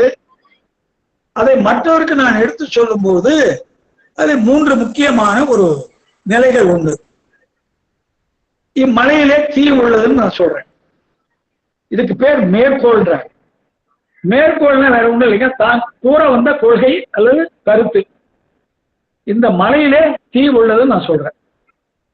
இது மேற்கோள் சொல்றாங்க. இதுக்கு என்ன அர்த்தம்னா, மேற்கோள் என்றால் தான் கூற வந்த கொள்கை அல்லது கருத்துன்னு அர்த்தம். சரி, எப்படிங்க சொல்றீங்க? நெருப்பு இருக்க என்ன சொல்றீங்க அப்படின்னா, புகை வருவதால் அப்படின்ற. இது பேர் ஏது. ஏதுன்னா அப்படி கூறுவதற்கு காரணம். இதுல என்ன விஷயம்னா, நெருப்பை நான் கண்ணால பார்க்கல, புகைதான் தெரியுது, அதை கொண்டு நான் அங்கே நெருப்பு இருக்கிறது என்று சொல்கிறேன். அது காரணம் கேட்கறாங்க, எப்படி புகை பார்த்து நெருப்பு இருக்குன்னு சொல்றேன்னு கேட்கறாங்க. இப்ப நான் அதுக்கு என்ன சொல்றேன்? அங்கே புகை வர்றதால அங்கே நெருப்பு இருக்குன்னு சொல்றேன். இது காரணம். அந்த காரணத்தை விளக்கிறதுக்கு ஒரு உதாரணம் சொல்றேன். சரி, புகை இருந்தா நெருப்பு இருக்குன்னு எப்படி சொல்ற அப்படின்னு கேட்டார்களானால், நான் என் வீட்டுல அம்மா சமைக்கும் போது, விறகு அடுப்புல சமைக்கும் போது, விறகை வைத்து எரிக்கும் போது புகை நிறைய வரும், அங்க நெருப்பு இருக்கும், அந்த புகையை கொண்டு நெருப்பு இருக்கு நான் புரிந்து கொண்டேன்னு சொல்றேன். ஆகவே ஒரு பொருளை சொல்வது, தான் சொல்ல வந்த கருத்தை சொல்வது மேற்கோள், கூற வந்த கருத்து. அப்படி கூறுவதற்கு காரணம் ஏது, அதுக்கு உதாரணம். அந்த புகையை பார்த்து எப்படி நெருப்புன்னு சொல்றேன்னா, வீட்டுல அம்மா அடுப்பு மூட்டும் போது புகை வந்து அங்க நெருப்பு பார்த்தோம். இப்போ காட்சி அளவை பார்த்துட்டோம், கருதல் அளவை பார்த்துட்டோம். இதை எதாலுமே அறிய முடியாத பொருள்களை முன்னோர்கள் வாக்கால அறிவது. திருமுறை ஆசிரியர்கள், சித்தாந்த பெருமக்கள்லாம் நமக்கு நிறைய செய்திகளை விட்டு விட்டு போயிருக்கிறார்கள். வேத சிவாகமெல்லாம் இருக்கு. இது எதாலும் அறிய முடியாத பொருள்களை முன்னோர் சொன்ன வார்த்தைகளை கொண்டு நம்புவது. நூல்ல எல்லாம் எழுதி வச்சுட்டு போயிருக்காங்க. அதை வைத்து நம்புவது, அதான் முறை அளவைன்றாங்க.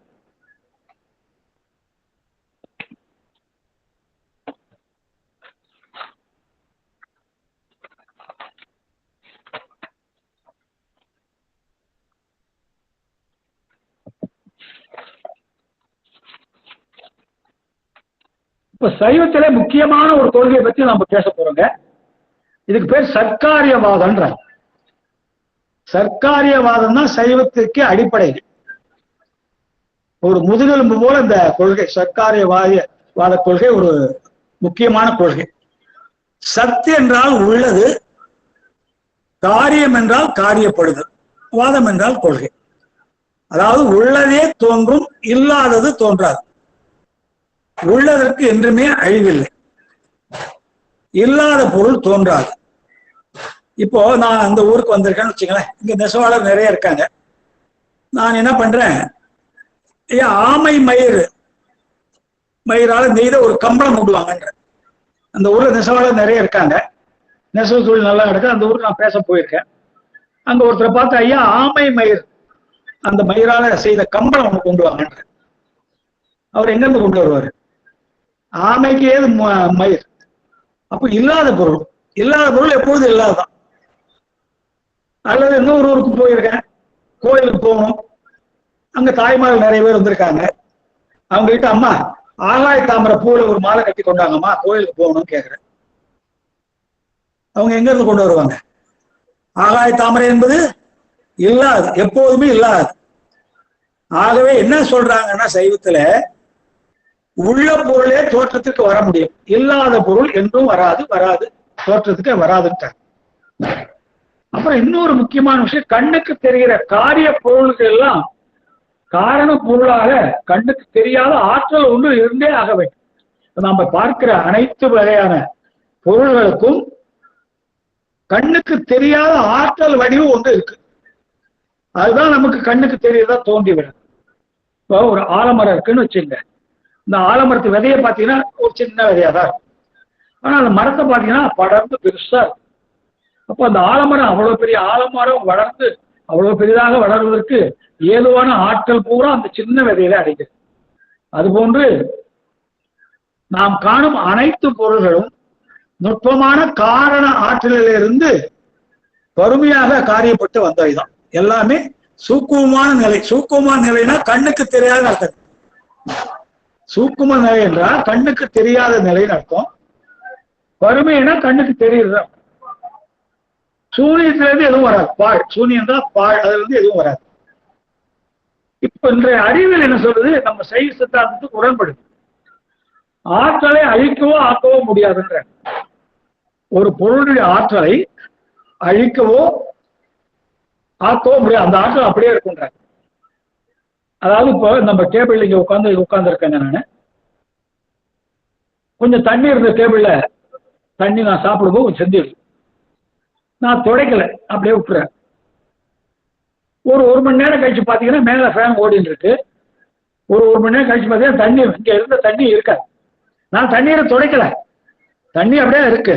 ஆனால் ஒரு மணி நேரம் அந்த ஃபேன் ஓடின வேகத்துல அந்த காற்றின் மூலமாக அந்த தண்ணீர் ஆவி ஆயிடும். அப்போ தண்ணீராக இருந்த ரூபம் மாறி ஆவி என்ற ரூபத்துக்கு போயிடும். ஆகவேதான் இது ஆற்றலின் அழிவின்மை கோட்பாடுன்றாங்க. அதெல்லாம் சர்க்காரியாவது சொல்றாங்க.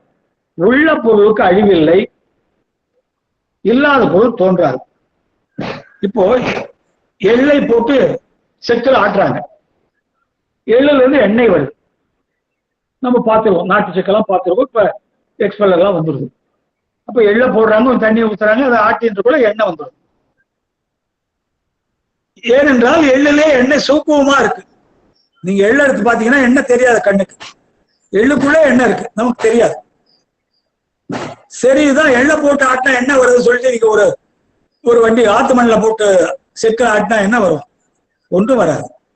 ஏனென்றால் எள்ளிலே எண்ணெய் சூக்குவமாக உள்ளது, மணலிலே எண்ணெய் எப்பவுமே இல்லை. அதுதான் சர்க்காரியவாதன்ற. ஒவ்வொரு பொருளுக்கும் ரெண்டு இயல்பு சொல்றாங்க. சிறப்பு இயல்பு, பொது இயல்புன்னு சொல்றாங்க. ஒரு பொருள் இருந்தா அதுக்கு ரெண்டு இயல்பு இருக்கும்ன்ற. நம்ம பார்த்தோமே முதல்ல அளவை நூல்படி, அந்த நூல்படி சொல்லப்படும் பொது இயல்பு சிறப்பு இயல்பு என்னன்னாங்க, பசுமாடு எருமை மாடு அப்படின்னு நம்ம சொல்றோம். அப்ப மாடு என்பது பொது இயல்பு. மாடுன்னா எல்லா மாட்டுக்கும் உள்ளது. மாடு என்றால் பசுவையும் குறிக்கும், எருமையும் குறிக்கும். பசு எருமை என்றால், பசு என்றால் பசுமாட்டையே குறிக்கும், எருமை என்றால் எருமை மாட்டையே குறிக்கும். அப்போ அளவை நூல்ல சொல்லக்கூடிய பொது இயல்பு மாடு, சிறப்பு இயல்பு பசு அல்லது எருமை. இதான் அளவை நூல்ல சொல்றது. ஆனா சித்தாந்தத்துல வேற மாதிரி சொல்றாங்க. பொது இயல்பு சிறப்பு இயல்புன்னா, ஒரு பொருளுக்கு அதன் தன்மையில் இயல்பாக இயற்கையாக இருக்கிற அந்த இயல்புதான் சிறப்பு இயல்பு. அந்த சிறப்பு இயல்பு அந்த பொருளை விட்டு எப்போதும் போகாது. உதாரணமா தண்ணீர் எடுத்துக்கொண்டால் அது எப்போதும் குளிர்ச்சியாதான் இருக்கும். தண்ணீர் இயல்பு குளிர்ச்சி, இதுதான் சிறப்பு இயல்பு. இந்த சிறப்பு இயல்பு அந்த பொருளை விட்டு எப்போதும் போகாது. தண்ணீர் நீங்க ஒரு டம்ளர்ல பிடிச்சீங்கன்னா கூலிங்கா இருக்கும். ஆனால் அதே தண்ணீரை நீங்க அடுப்பிலே வைத்து சூடாக்கினால் அது வெந்நீராக மாறிடும். அப்போ அந்த சூடு என்பது பொது இயல்பு. தண்ணீர் குளிர்ச்சியா இருக்குது, அது சிறப்பு இயல்பு. ஆனா அந்த தண்ணீர் சூடாக மாறிவிடுகிறது. அது எப்படி என்றால், நீங்க பாத்திரத்துல வச்சு ஸ்டவ் பற்ற வச்சா அந்த நெருப்பினுடைய சூட்டாலே அது வெந்நீர் ஆகிவிடுகிறது. சரி, வெந்நீர் ஆனது வெந்நீராக இருக்குமா? அடுப்புல இருந்து இறக்கி வச்சீங்கன்னா ஒரு 10 நிமிஷம் சூடா இருக்கும். ஆனால் ஒரு 2 மணி நேரம் போச்சுன்னா என்ன ஆகும்? பழையபடி அந்த தண்ணீர் குளிர்ச்சியாகும். ஏனென்றால் தண்ணீர் இயல்பு குளிர்ச்சியாக இருப்பது அது சிறப்பு இயல்பு. அது சூடாக இருப்பது, இன்னொரு பொருள் சார்பால வருவது, அது நெருப்பால வருவது, அது பொது இயல்பு. அப்புறம் ஒரு ரூபம் 2 வகைன்றாங்க. ஒரு பொருளுக்கு 2 ரூபம் இருக்கும். காரண ரூபம், காரிய ரூபம்ன்றாங்க. ஒரு பொருள் தன் அளவிலே நின்று வேறு எந்த பொருளோடு தொடர்பு இல்லாத நிலையிலே இருக்கிறது காரண ரூபம். ஒரு பொருள் தன் அளவிலே நின்று வேற எந்த பொருளோடும் தொடர்பு இல்லாத நிலையிலே இருப்பது காரண ரூபம். சூக்குமன்றாங்க. சூக்கம்னா என்ன? கண்ணுக்கு தெரியாது. இப்போ மண்ணுல இருந்தா குடம் செய்யறோம். ஆனா மண்ணு, அங்க தரையை பார்த்தீங்கன்னா குடம் தெரியுமா உங்களுக்கு?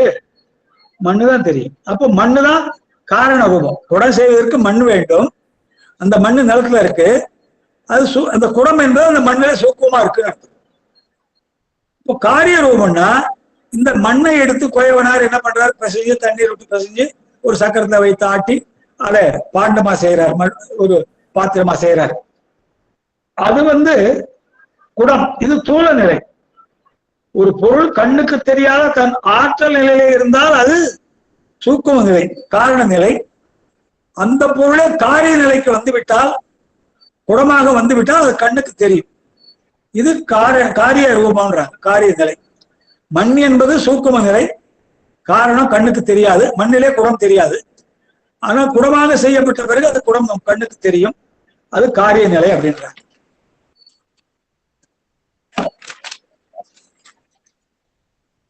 இந்த அளவில இன்னும் ஒரு 7 அளவை சொல்றாங்க. ஆனா நம்ம சைவ சித்தாந்தம் அதெல்லாம் ஒத்துக்கொள்வது எல்லாமே காட்சி, கருதல், உரை 3லே அடங்கிடுன்றாங்க. இருந்தாலும் ஒரு அகாடமிக் இன்ட்ரெஸ்டாக நம்ம இந்த ஒரு 7 அளவை என்னன்னு பார்த்துக்கலாம். முதல்ல பார்த்து காட்சி அளவை, கருதல் அளவை, உரை 3 பார்த்துட்டோம். இன்னொரு 7 அளவை சொல்றாங்க. ஆனா நம்ம சைவ சித்தாந்தம் என்ன சொல்லுது? 7மே அது 3 அடங்கிடுதுன்னு சொல்லுது. இருந்தாலும் இந்த 7 என்னன்னு பார்த்தோம். இன்மை. இன்மைனா அபாவம், அனுபலத்தின்றாங்க. நான் ஒரு இடத்துல ஒரு பொருளை தேடுறேன், குடம் தேடுறேன். ஒரு குடத்தை எங்கேயும் மறந்து வச்சுட்டேன். இந்த அறையில் அந்த குடத்தை தேடுறேன். அந்த குடம் எவ்வளவு தேடி அந்த குடம் அங்க இல்லை. அப்போ குடம் இல்லாத வைத்து அங்க குடம் இல்லை என்று நான் உணர்கிறேன். இன்மை. அதாவது குளிர் இல்லாதனால பனி இல்லை, பனி இல்லாதனாலே குளிர் இல்லை. ஒன்றின் இன்மையை வைத்து இன்னொன்றை உணர்வது. குடம் என்ற பொருளை நான் தேடுகிறேன் ஒரு அறையில. அந்த அறையில எங்கு தேடியும் அந்த குடம் கிடைக்கவில்லை. ஆகவே இந்த அறையில குடம் இல்லை என்று நான் உறுதி செய்கிறேன். இது இன்மை, அபாவம், அனுபவத்தின்றார். உண்மை சம்பவம். இப்ப ஒரு வகுப்புல 40 பேர் இருக்கிறார்கள் என்றால் அங்க 10 பேர் இருக்கிறது அர்த்தம். ஒரு வகுப்புல 40 மாணவர் இருக்காங்கன்னா 10 பேர் அங்க இருக்காங்கன்னு அர்த்தம். 40 பேர்ல 10 அடங்கி போகும். அதுபோல் உண்மை சம்பவம். ஓமை, ஒருத்தன் காட்டு பசுவை பார்த்தது இல்லை. காட்டு பசுலாம் எப்படி இருக்குன்னு பார்த்ததில்ல. ஆனா என்ன சொல்றாங்க, நாட்டு பசு மாதிரிதான் இருக்கும், பெருசா இருக்குன்னு சொல்றாங்க. அவன் காட்டு பசுவை பார்க்கல. ஒரு நாள் காட்டு பக்கமா போறான். ஒரு பெரிய உருவத்தோடு, ஒரு கரிய உருவத்தோடு ஒரு பசு வருது. அப்போ அவனுக்கு ஞாபகம் வருது, இதுதான் காட்டு பசுவோ, ஏன்னா பசு மாடு மாதிரி இருக்கும்னாங்க, ஆனா பெரிதா இருக்கு அப்படின்னு அதை வச்சு உணர்றான். அப்போ நாட்டு பசு போல இருப்பதால பெருசா இருக்குது, கரிய உருவத்தோடு இருக்கு, இது காட்டு பசு என்று உணர்கிறான். ஒழிவு பாரிசேடம்ன்றாங்க. மூவர் உள்ள இடத்திலே ஒரு பொருள் களவு போய்விட்டால் 2 பேர் கள்வர் அல்லர் என்பது உண்மை ருசுவானால் 3ஆவது கள்வன் சொல்றது. வேற ஒண்ணும் இல்லையா, ஒரு நண்பர் இருக்கார், ஒரு 3 நண்பர்கள் வராங்க அவர் வீட்டுக்கு பேசிட்டு இருக்க. நண்பர் பார்க்க பேனா டேபிள் வச்சிருக்காரு. 3 பேர் ரொம்ப க்ளோஸ் நண்பர்கள் வந்து பேசிட்டு இருக்காங்க. ஒரு அரை மணி நேரம் கழித்து ஒரு நண்பர் நான் வீட்டுக்கு போறேன்னு சொல்லிட்டு அவர் விடையை பெற்றுக்கொண்டு கிளம்புகிறார். இவர் அந்த தலைவர், வீட்டு தலைவர், அவரை வாசல் வரையை கொண்டு விட்டு வந்து விடுகிறார். வரும்போது பேனா இருக்கு அங்க பாக்குறாரு டேபிள்ல, அந்த பார்க்க பேனா, விலை உயர்ந்த பேனா இருக்கு. 2ஆவது நபர் இன்னொரு அரை மணி நேரம் கழிச்சு அவரு கிளம்புறார். அவரு இது போல வெளியே போய் அனுப்பிட்டு வீட்டுக்கு வர்றாரு. உள்ள வர பார்த்தா அப்பயும் பேனா இருக்குது. 3ஆவது நபர் கிளம்புறாரு வீட்டுக்கு போறேன்னு. இவரு அதே மாதிரி அவரை வெளியே அனுப்பிச்சுட்டு வழி அனுப்பிச்சுட்டு வந்து பாரு பேனா காணும். அப்போ மூவர் உள்ள இடத்துல இருவர் கள்வர் அல்லர் என்று நிரூபணமானால் 3ஆவன் கள்வன் என்று முடிவு செய்து. அதான் 2 பேர் வெளியே போனாங்க, நான் வரக்குள்ள பார்த்தா பேனா இருந்தது, 2 பேர் போகக்குள்ள பேனா இருந்தது டேபிள்ல. ஆனா 3ஆவது ஆள் இவர் போனது வந்து பார்த்தா பேனா டேபிள் இல்லை, ஆக இவர் தான் எடுத்திருக்கணும் அப்படின்ட்டு முடிவுக்கு வருவது ஒழிவு பாரிசேடம். வழக்கு அங்க சொல்லுவாங்க கிராமத்துல, அந்த மரத்து பக்கம் போகாத அந்த பேய் இருக்குன்னு. யாரும் பார்த்ததில்ல, பேயை கண்ணால பார்த்ததில்ல. ஆனா காலகாலமா சொல்லுவாங்க அங்க போகாதீங்க, அங்க போனா பேய் இருக்கு, முடிச்சுக்கணும். இப்போ ஒருத்தர் சொல்றதை வச்சு நாம அந்த பக்கம் போக மாட்டோம். இது வழக்கு, ஐதீகம். காலகாலமா ஒரு சொல்றாங்க ஒரு உண்மைய, அதை நாமளும் நம்புறோம். இயல்பு சகஜம்ன்றாங்க. இப்போ ஒருத்தர் சொல்றாங்க என் வீட்டுல மாமரம் நல்லா காய்க்கு இந்த வருஷம் நிறைய பூ பூத்து இருக்கு அப்படின்ற. அப்ப இவர் என்ன பண்றாரு, மாமரம் உடனே ஒரு மனக்கண்ணில் வருது. ஏன்னா மாமரத்தை ஒரு பார்த்திருக்காரு. வந்தவர் சொல்றாரு, என் மரத்துல வீட்டுல மாமரத்தை நிறைய பூ பூத்து இருக்கு, இந்த வருஷம் நிறைய காய்ப்பு அதிகமா காய்க்கும்ன்றாரு. உடனே ஒரு மனக்கண்ணுல மாமரத்துல பூத்த மாதிரி கண்ணுல தெரியுது. அப்போ சகஜம், அதை மனதால உணர்றாரு.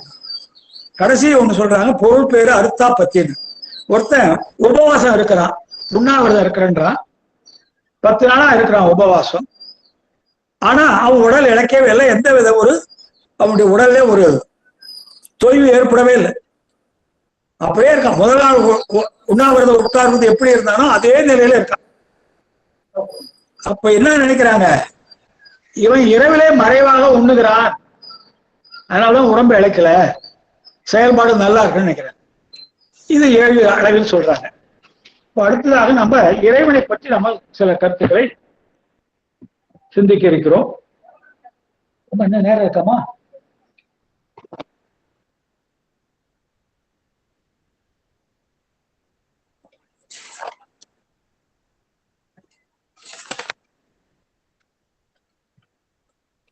ஐயா இன்னொரு 10 நிமிடம் எடுங்க ஐயா.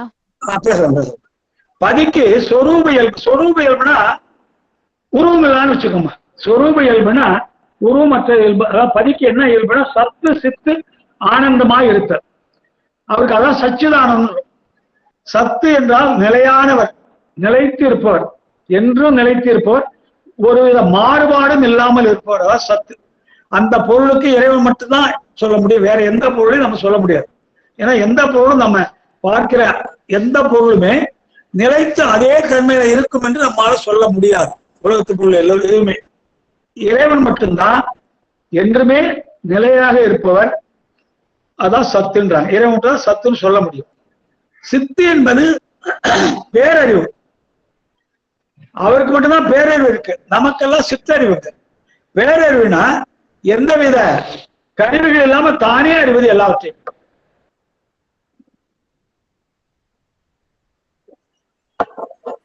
நமக்கு அப்படி இல்லைங்க. நம்ம ஏதாவது ஒரு கருவி மூலமா தான் எதுவுமே அறிவோம். அறிவித்தால் அறிவது, அறிந்ததை மறந்து விடுவது. ஆனால் இறைவன் அறிவு என்னன்னா பேரறிவு. நம்மை போன்ற கருவி கரணங்கள் அவனுக்கு தேவையில்லை. இருந்த இடத்துல இருந்தே எல்லாவற்றையும் சந்தர்ப்ப மாத்திரையால அறிந்து விடுவார். ஆனந்தம் பெருமானுக்கு நம்மை போன்ற தேவைகள் இல்லாதவர். நமக்கு தான் தேவைகள் அதிகம் இருக்கும், ஆசைகள் அதிகம் இருக்கும். இது தேவை வேற, ஆசை வேற, அதை புரிஞ்சுக்கணும். தேவை என்பது அத்தியாவசிய பொருளுக்கு உரியது. ஆசை என்பது அந்த பொருள் இல்லாம வாழலாம். இன்னொரு இலக்கணம் என்ன சொல்றாங்க, எந்த பொருள் இல்லாமல் நம்மால் வாழ முடியாதோ அதுக்கு பேர் தேவை. எந்த பொருள் இல்லாமல் நம்மால் வாழ முடியாதோ அதற்கு அந்த பொருளுக்கு பேர் தேவை. இப்ப வெளியே நம்ம வரணும்னா ஆடை வேண்டும், சட்டை வேட்டி சட்டை இதெல்லாம் வேணும் வெளியே வந்தா, இதுக்கு தேவை. ஆசை என்றால் எந்த பொருள் இல்லாமல் நம்மால் வாழ முடியுமோ அது பேர் ஆசை. நான் இருக்கேன்னா நான் இப்ப இந்த வீட்டுக்கு வர்றதுக்கு எனக்கு ஒரு வெஹிக்கிள் இருக்கு, அந்த வெஹிக்கிள்ல வரலாம். சரி, நம்ம தான் பேராசை இருக்குன்னு நமக்கு ஒரு கார் அருள் பாலிக்க கூடாதா? பெருமானா பண்ண மாட்டார். ஏனென்றால் கார் என்பது எனக்கு தேவையில்லை. கார் இல்லாமல் என் வாழ்க்கையை நான் அமைத்துக் கொள்ளலாம். கார் வைத்துக்கொண்டு நடத்த வேண்டிய சூழ்நிலை எனக்கு இல்லை. ஆகவேதான் தேவைக்கு ஆசைக்கு ஒரு நுட்பமான பிரிவை வச்சாங்க பெரியவங்க. எந்த பொருள் இல்லாமல் நம்மால் வாழ முடியாதோ அதன் பேர் தேவை. எந்த பொருள் இல்லாமல் நம்மால் வாழ முடியுமோ அது பேர் ஆசைட்டாங்க. ஆகவே ஆனந்தம்னா பேரானந்தம் உள்ளவர். அவருக்கு புதுசா எதையும் அனுபவிக்க வேண்டிய தேவையில்லை. நமக்கு தான் ஏதாவது புதுசா தேவை, அனுபவிக்க வேண்டும். அவருக்கு எல்லாமே நிறைந்த இன்பம் உடையவர், வரம்பில்லாத இன்பம் உடையவர், வரம்பில்லாத ஆற்றல் உடையவர். அதில் பின்னால அந்த குணங்கள்ல பார்க்க போறோம். ஆகவே சத்து சித்து ஆனந்தம் என்பது பெருமானுக்குரிய சிறப்பு இயல்பு, சச்சிதானந்தம்ன்றோம். அதுதான் ஒரே வார்த்தையா சச்சிதானந்த சொரூபின்றோம். சத்து என்றால் என்றும் மாறாமல் ஒரே தன்மையிலே இருப்பவர். சித்து என்றால் பேரறிவு உடையவர். ஆனந்தம் என்றால் பேரின்பம் உடையவர். பேரின்பம் தான் அனுபவிக்க மாட்டார், மற்றவர்களுக்கு பேரின்பத்தை தருபவர். நமக்கு அவர்தான் பேரின்பம் தருகிறார், வரம்பில் இன்பம் உடையவர். இது சத்து சித்து ஆனந்தம்ன்றாங்க. இது சிறப்பு இயல்பு. தடத்த இயல்புனா உயிரோடு சடத்தோடும் மூன்று நிலையில இருக்கார் இறைவன். ஒன்றாய், வேறாய், உடனாய் இருக்கார். இந்த மூன்று நிலையில இருக்கார் நம்மோட, எப்பவும் இருக்கார். நம்ம கேவலத்துல ஆணவத்தோடு இருக்கும் போதும் நம்மோடு ஒன்றாய் இருக்கிறார், வேறாய் இருக்கிறார், உடனாய் இருக்கிறார். பின்ன ஏன் நம்மால அவரை உணர முடியவில்லை கேவலத்துலன்னா, ஆணவம் நம்முடைய அறிவை முழுதாக மறைத்து விட்டது கேவலத்துல. அதனால்தான் நம்மால அவருடைய இருப்பை உணர முடியவில்லை. சகலத்துல அதை உணர்கிறோம். ஏன்னா சகலத்துல நமக்கு கருவி கரணங்களை கொடுத்துறார் பெருமான். தனு கரண பௌன பவங்களை கொடுத்துறார். அதை கொண்டு நம்ம சற்று அறிவு விளக்கம் பெறுகிறோம். அப்போ ஒன்றாய் வேறாய் உடனாய் இருக்கிறார். உயிரிலும் போட்டு ஐந்தொழில் ஆற்றுகிறார். ஐந்தொழில் நமக்காக படைக்கிறார். படைத்தல், காத்தல், அழித்தல், மறைத்தல், அருளல். இதுல ஞாபகம் வச்சுக்கணுங்க, படைத்தல் என்றால் உயிர்களை படைக்கவில்லை. உயிர்கள் என்றுமே உள்ளவை. இறைவன் எப்போது இருக்கிறானோ அப்போதே உயிர்களும் உள்ளவை, அப்போதே பாசங்களும் உள்ளவை. அப்போ படைத்தல் என்னன்னா உயிர்களுக்கு வேண்டிய அவைகளின் வினைகளுக்கு ஏற்ப உரிய தனு கரண போன போகங்களை படைத்து அளித்தல். தனு என்றால் உடல், கரணம் என்றால் கருவிகள், வெளியே இருக்க கருவிகள், உள்ள இருக்க கருவிகள். புவனம் என்றால் வாழக்கூடிய உலகம். போகம் என்றால் அனுபவிக்கக்கூடிய இன்ப துன்பங்கள். இதான் படைத்தல்ங்க. காத்தல் என்றால் படைத்த தனு கரண போன போகங்களை அந்த உயிரானது அந்த பிறவிக்குரிய வினைகளை அனுபவித்து முடிக்கும் வரை படைத்த தனு கரண போகங்களை நிறைநிறுத்தி வைத்தல் காத்தல். காத்தல்லாம் உயிர்களை காத்தல் வச்சக்கூடாது. இந்த உயிர்கள் ஒரு பிறவிலே சில வினைகளை அனுபவிக்க வேண்டி இருக்கும். அந்த வினைகளை அனுபவித்து முடியும் வரை படைத்த தனு கரண போன போகங்களை நிலைநிறுத்தி வைத்தல் காத்தல். அழித்தல் என்பது தொடர் பிறவிகளை எடுத்த உயிர்களுக்கு ஓய்வு தரும் பொருட்டு படைத்த தனு கரண போன போகங்களை மீண்டும் மாயையிலே ஒடுக்குதல். ஏனென்றால் நாம் இந்த பிறவி முதல் பிறவி அல்ல, கடைசி பிறவியும் அல்ல, கோடான கோடி பிறவி எடுத்து இந்த மனித பிறவி அடைஞ்சிருக்கிறோம். இன்னும் எத்தனையோ பிறவி எடுக்க வேண்டியிருக்கும். ஆகவே தொடர் பிறப்பு இறப்பாலே களைப்படைந்த உயிர்களுக்கு கொஞ்ச காலம் ஓய்வு கொடுக்கிறார் பெருமான். மாயிலே இருக்க கொஞ்ச நாளைக்கு ரெஸ்ட்ல இருக்காரு. அதுதான் அழித்தல். மறைத்தல்னா உலக இன்பங்கள்லயே நம்ம ஈடுபட செய்து இறைவனை மறக்க வச்சிடுறது. இந்த தனுகரண போகங்களை கொண்டு நாம இறைவனை நாட தலைப்பட வேண்டும். ஆனா நம்முடைய இயல்பு என்னன்னா உலகை நோக்கியே நம்ம சென்று கொண்டிருக்கிறோம். அதை மறைத்தல் என்ன செய்யறார் பெருமான்? திரோதான சக்தியாக இருந்து இந்த ஆணவத்தை இன்னும் தூண்டி இந்த உயிரை உலக இன்பங்களிலே மீண்டும் மீண்டும் மீண்டும் செலுத்திக் கொண்டிருக்கிறார். அப்போ ஒரு பொருளிலே திரும்பி திரும்பி திரும்பி அனுபவிக்கும் போது என்ன வரும்? விரக்தி வந்துடும், ஒரு வெறுப்பு வந்துடும். எல்லா பிறவிலும் நம்ம என்ன செய்யறோம்? சாப்பிடுறோம், தூங்குறோம், இனப்பிறகு செய்யறோம். எந்த பிறவியா இருந்தாலும் அது மூணு தான் செய்யறோம். இப்ப தொடர் பிறவிகள்ல நம்ம என்ன பண்றோம்? கடவுளை நோக்காம உலகத்தையே நோக்கி கொண்டு ஓடிக்கொண்டிருக்கிறோம். அது ஓடினால்தான் ஒரு வெறுப்பு வரும் உயிர்களுக்கு. நாம போற பாதை சரியில்லை, நாம போக வேண்டிய பாதை அங்க இருக்க நல்ல பாதை, நம்ம செல்கிற பாதை முள்பாதை. இந்த உலக வாழ்க்கை என்பது உலக இன்ப துன்பம் எல்லாம் நமக்கு ஒரு பிராக்ஷன் ஆஃப் செகண்ட் தான், எல்லாம் நிலைத்த இன்பத்தை தராது, இறைவன் திருவடி தான் நமக்கு நிலைத்த இன்பத்தை தரும் என்று சொல்லி ஏதோ ஒரு பிறவில இந்த உயிருக்கு ஒரு மனமாற்றம் ஏற்படும், மடைமாற்றம் ஏற்படும். அப்போ இந்த திரோதன சக்தியே அருள் சக்தியா வந்துடும். மறைத்தல் முடிந்து அருளல் வந்துடும். எப்ப நமக்கு பக்குவம் வந்ததோ அப்போவே நமக்கு அருளல் வந்துடும். பக்குவம் எப்படி வரும்? இறைவனை ஒப்பு மனபரிபாகம் வந்தா சத்தியபாக நிலைக்கு நம்ம தயாராகும். இறைவனை ஒப்புன்னா ரெண்டு பேரும் சமமாவதில்லை, நல்வனையும் தீவனையும் சமமாவதில்லை. எது வந்தாலும் ஈஸ்வர பிரசாத். நான் சொல்ற உதாரணம், இப்ப காலையில நீங்க கோயிலுக்கு போறீங்க, தேங்காய் பழம் வெத்தலை பாக்கெல்லாம் வாங்குறீங்க, குருக்கள்கிட்ட கொடுக்குறீங்க, உங்க பேருக்கு அர்ச்சனை பண்ண சொல்றீங்க. குருக்கள் அர்ச்சனை முடிச்சுட்டு என்ன பண்றாரு? உங்ககிட்ட இந்தாங்க தேங்காய் தராரு, இந்தாங்க வாழைப்பழம் தராரு, இந்தாங்க பிரசாதம் தராரு. அப்போ நீங்கள் வாங்கும் பொழுது அதுக்கு பேர் வெவ்வேறு, தேங்காய் பழம் வெத்தலை பாக்கு அப்படின்னு. எப்பொழுது அது பெருமான் திருவிழையை வைத்து சமர்ப்பணமாகி நைவேத்தியம் பண்ணப்பட்டதோ அப்ப அதுக்கு என்ன பேரு? பிரசாதம் வந்துடும். பிரசாதம் உயர்வான அர்த்தம். வாங்கி கண்ணில் ஒட்டிக்கொள்கிறோம். அது போன்று வாழ்க்கை எது வந்தாலும் ஈஸ்வர பிரசாதம் நினைச்சுக்கணும். நமக்கு ஒரு இன்பம் வருதா? சரி, இறைவன் திருவிழால் நமக்கு ஒரு இன்பம் வருது, நம்ம செய்த நல்வினைக்கேற்ப ஒரு இன்பம் வருது, அதை அடக்கத்தோடு அனுபவிச்சிடணும். ஒரு துன்பம் வருதா? சரி, நம்ம ஏதோ செய்த தீவினையால இந்த துன்பம் நமக்கு இப்ப வருது, அதையும் அடக்கத்தோடு அனுபவிச்சிடும். இதான் இறைவனுப்புங்க. இந்த இறைவனுப்பு வரும்போது மன பரிபாகம், பரிபாகம் வந்து தேயை அடைஞ்சிடும். ஆணவம் நம்ம கூடயே தொடர்ந்து வந்து கொண்டே இருக்கிறது. ஆணவத்து சக்தி முழுமையா அழியாது, கொஞ்சம் கொஞ்சம் தேய்வடையும். அது தேய்வடையும் போது மல பரிபாகம் அடையும். அப்போ இறைவன் குருவாக வந்து நமக்கு அருள்வார். அப்போ இந்த 5 வழி எதுக்கு செய்யறார் பெருமான்? அவருக்காக செய்யறார். இந்த 5 செய்தாதான் இந்த உயிர்கள் கேவலத்திலிருந்து சாகத்துக்கு வந்து தொடர் பிறவிகளில் உட்பட்டு கொஞ்சம் கொஞ்சமாக பக்குவப்பட்டு இறைவனை நாட தலைப்படும். அதுக்காக இந்த 5 பண்ணுகிறார். அதுக்காக உருவம் கொள்கிறார். சுத்தமாயிலே அவரே 5 செய்கிறார். மற்ற அவருடைய அதிகாரத்தை வைத்து செய்கிறார். அம்மா நேரம் இருக்க முடிச்சுடலாங்களாம்மா? இதோட இது என்ன செய்யறது? அம்மா பிரேமாம்மா. முடிச்சிடலாமா? சரிங்கம்மா, சரி. இந்த அளவிலே நிறைவு செய்து அடுத்த மீதி ஒரு செய்திகளை அடுத்த வகுப்புகளை நாம் சிந்திக்க இருக்கிறோம் என்பதை தெரிவித்துக் கொண்டு இப்போ அம்மையாரிடம் பொறுப்பை ஒப்படைக்கிறேன். நன்றிங்க. சிறப்பான ஒரு விளக்கம் அருமையா எடுத்து கொடுத்தீங்க. இந்த தடவை என்ன பண்ணா செல்வரதி அம்மா பேசுங்கம்மா.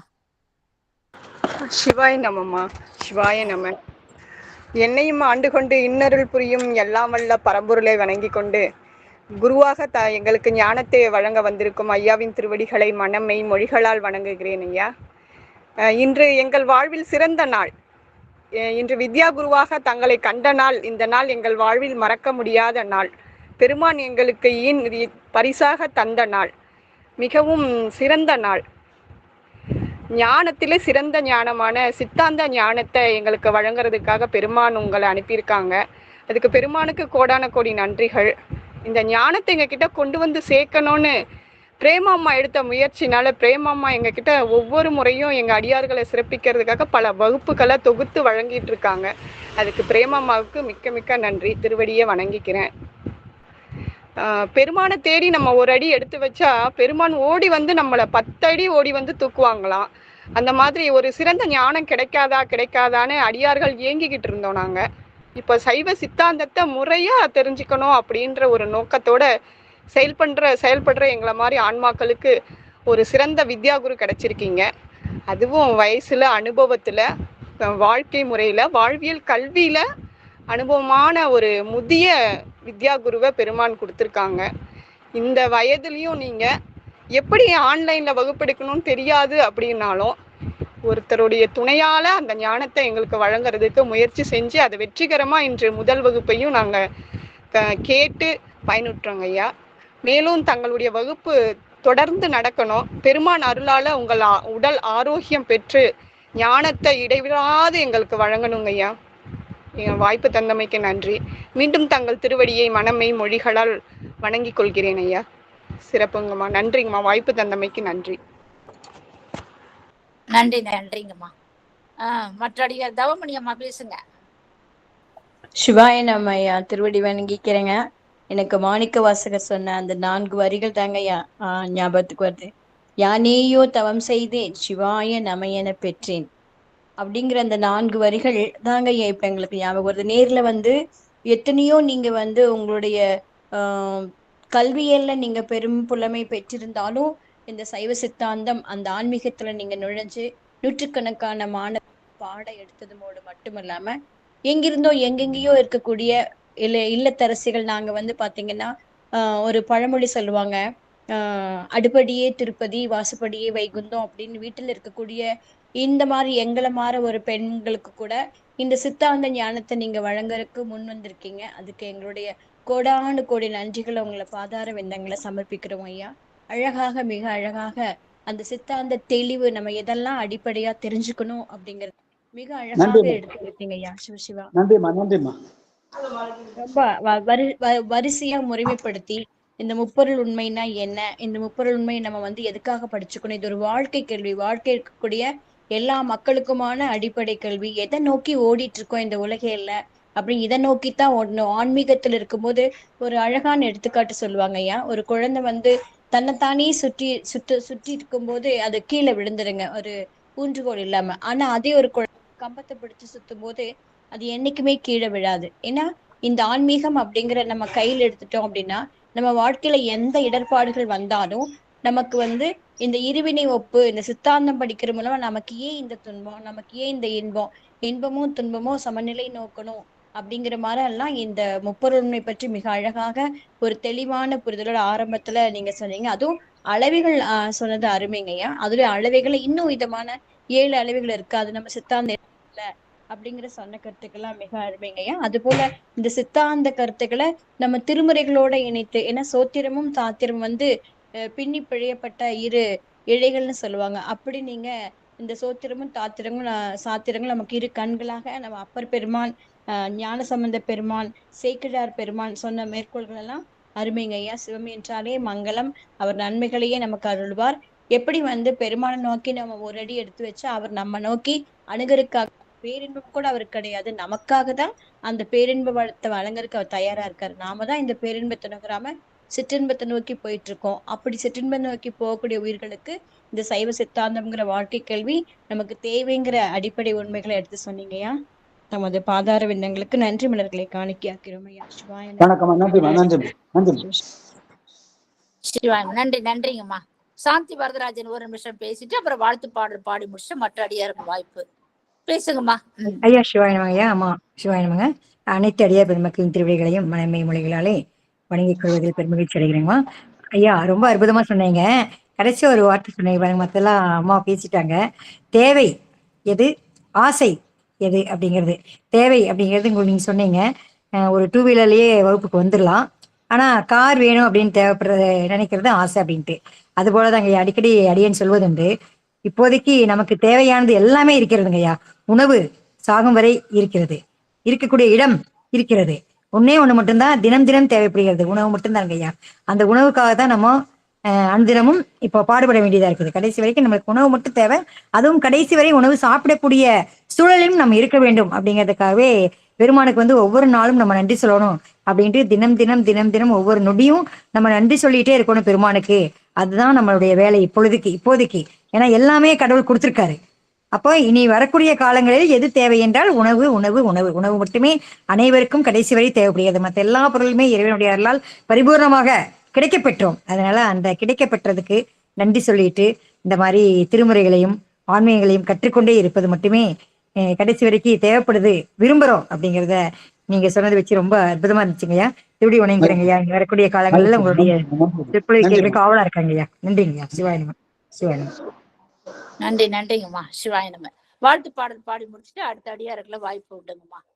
வான்மையில் வழாது பெய்க மலி வளம் சுரக்க மன்னன் கோன்முறை அரசு செய்க குறைவிலாது உயிர்கள் வாழ்க நான்மறை அறங்கள் ஓங்க நல்தவம் வேள்வி மல்க மேன்மை கொள் சைவ நீதி விளங்குக உலகமெல்லாம் மேன்மை கொள் சைவ நீதி விளங்குக உலகமெல்லாம் ஆறிரு தடந்தோள் வாழ்க ஆறுமுகம் வாழ்க வேற்பை கூறுசை தனிவேல் வாழ்க குக்குடம் வாழ்க செவ்வேல் ஏறிய மங்கை வாழ்க யானை தன் அணங்கு வாழ்க மாறிலா வள்ளி வாழ்க வாழ்க சீரடியார் எல்லாம் மாறிலா வள்ளி வாழ்க வாழ்க சீரடியார் எல்லாம் வாழ்க சீரடியார் எல்லாம்.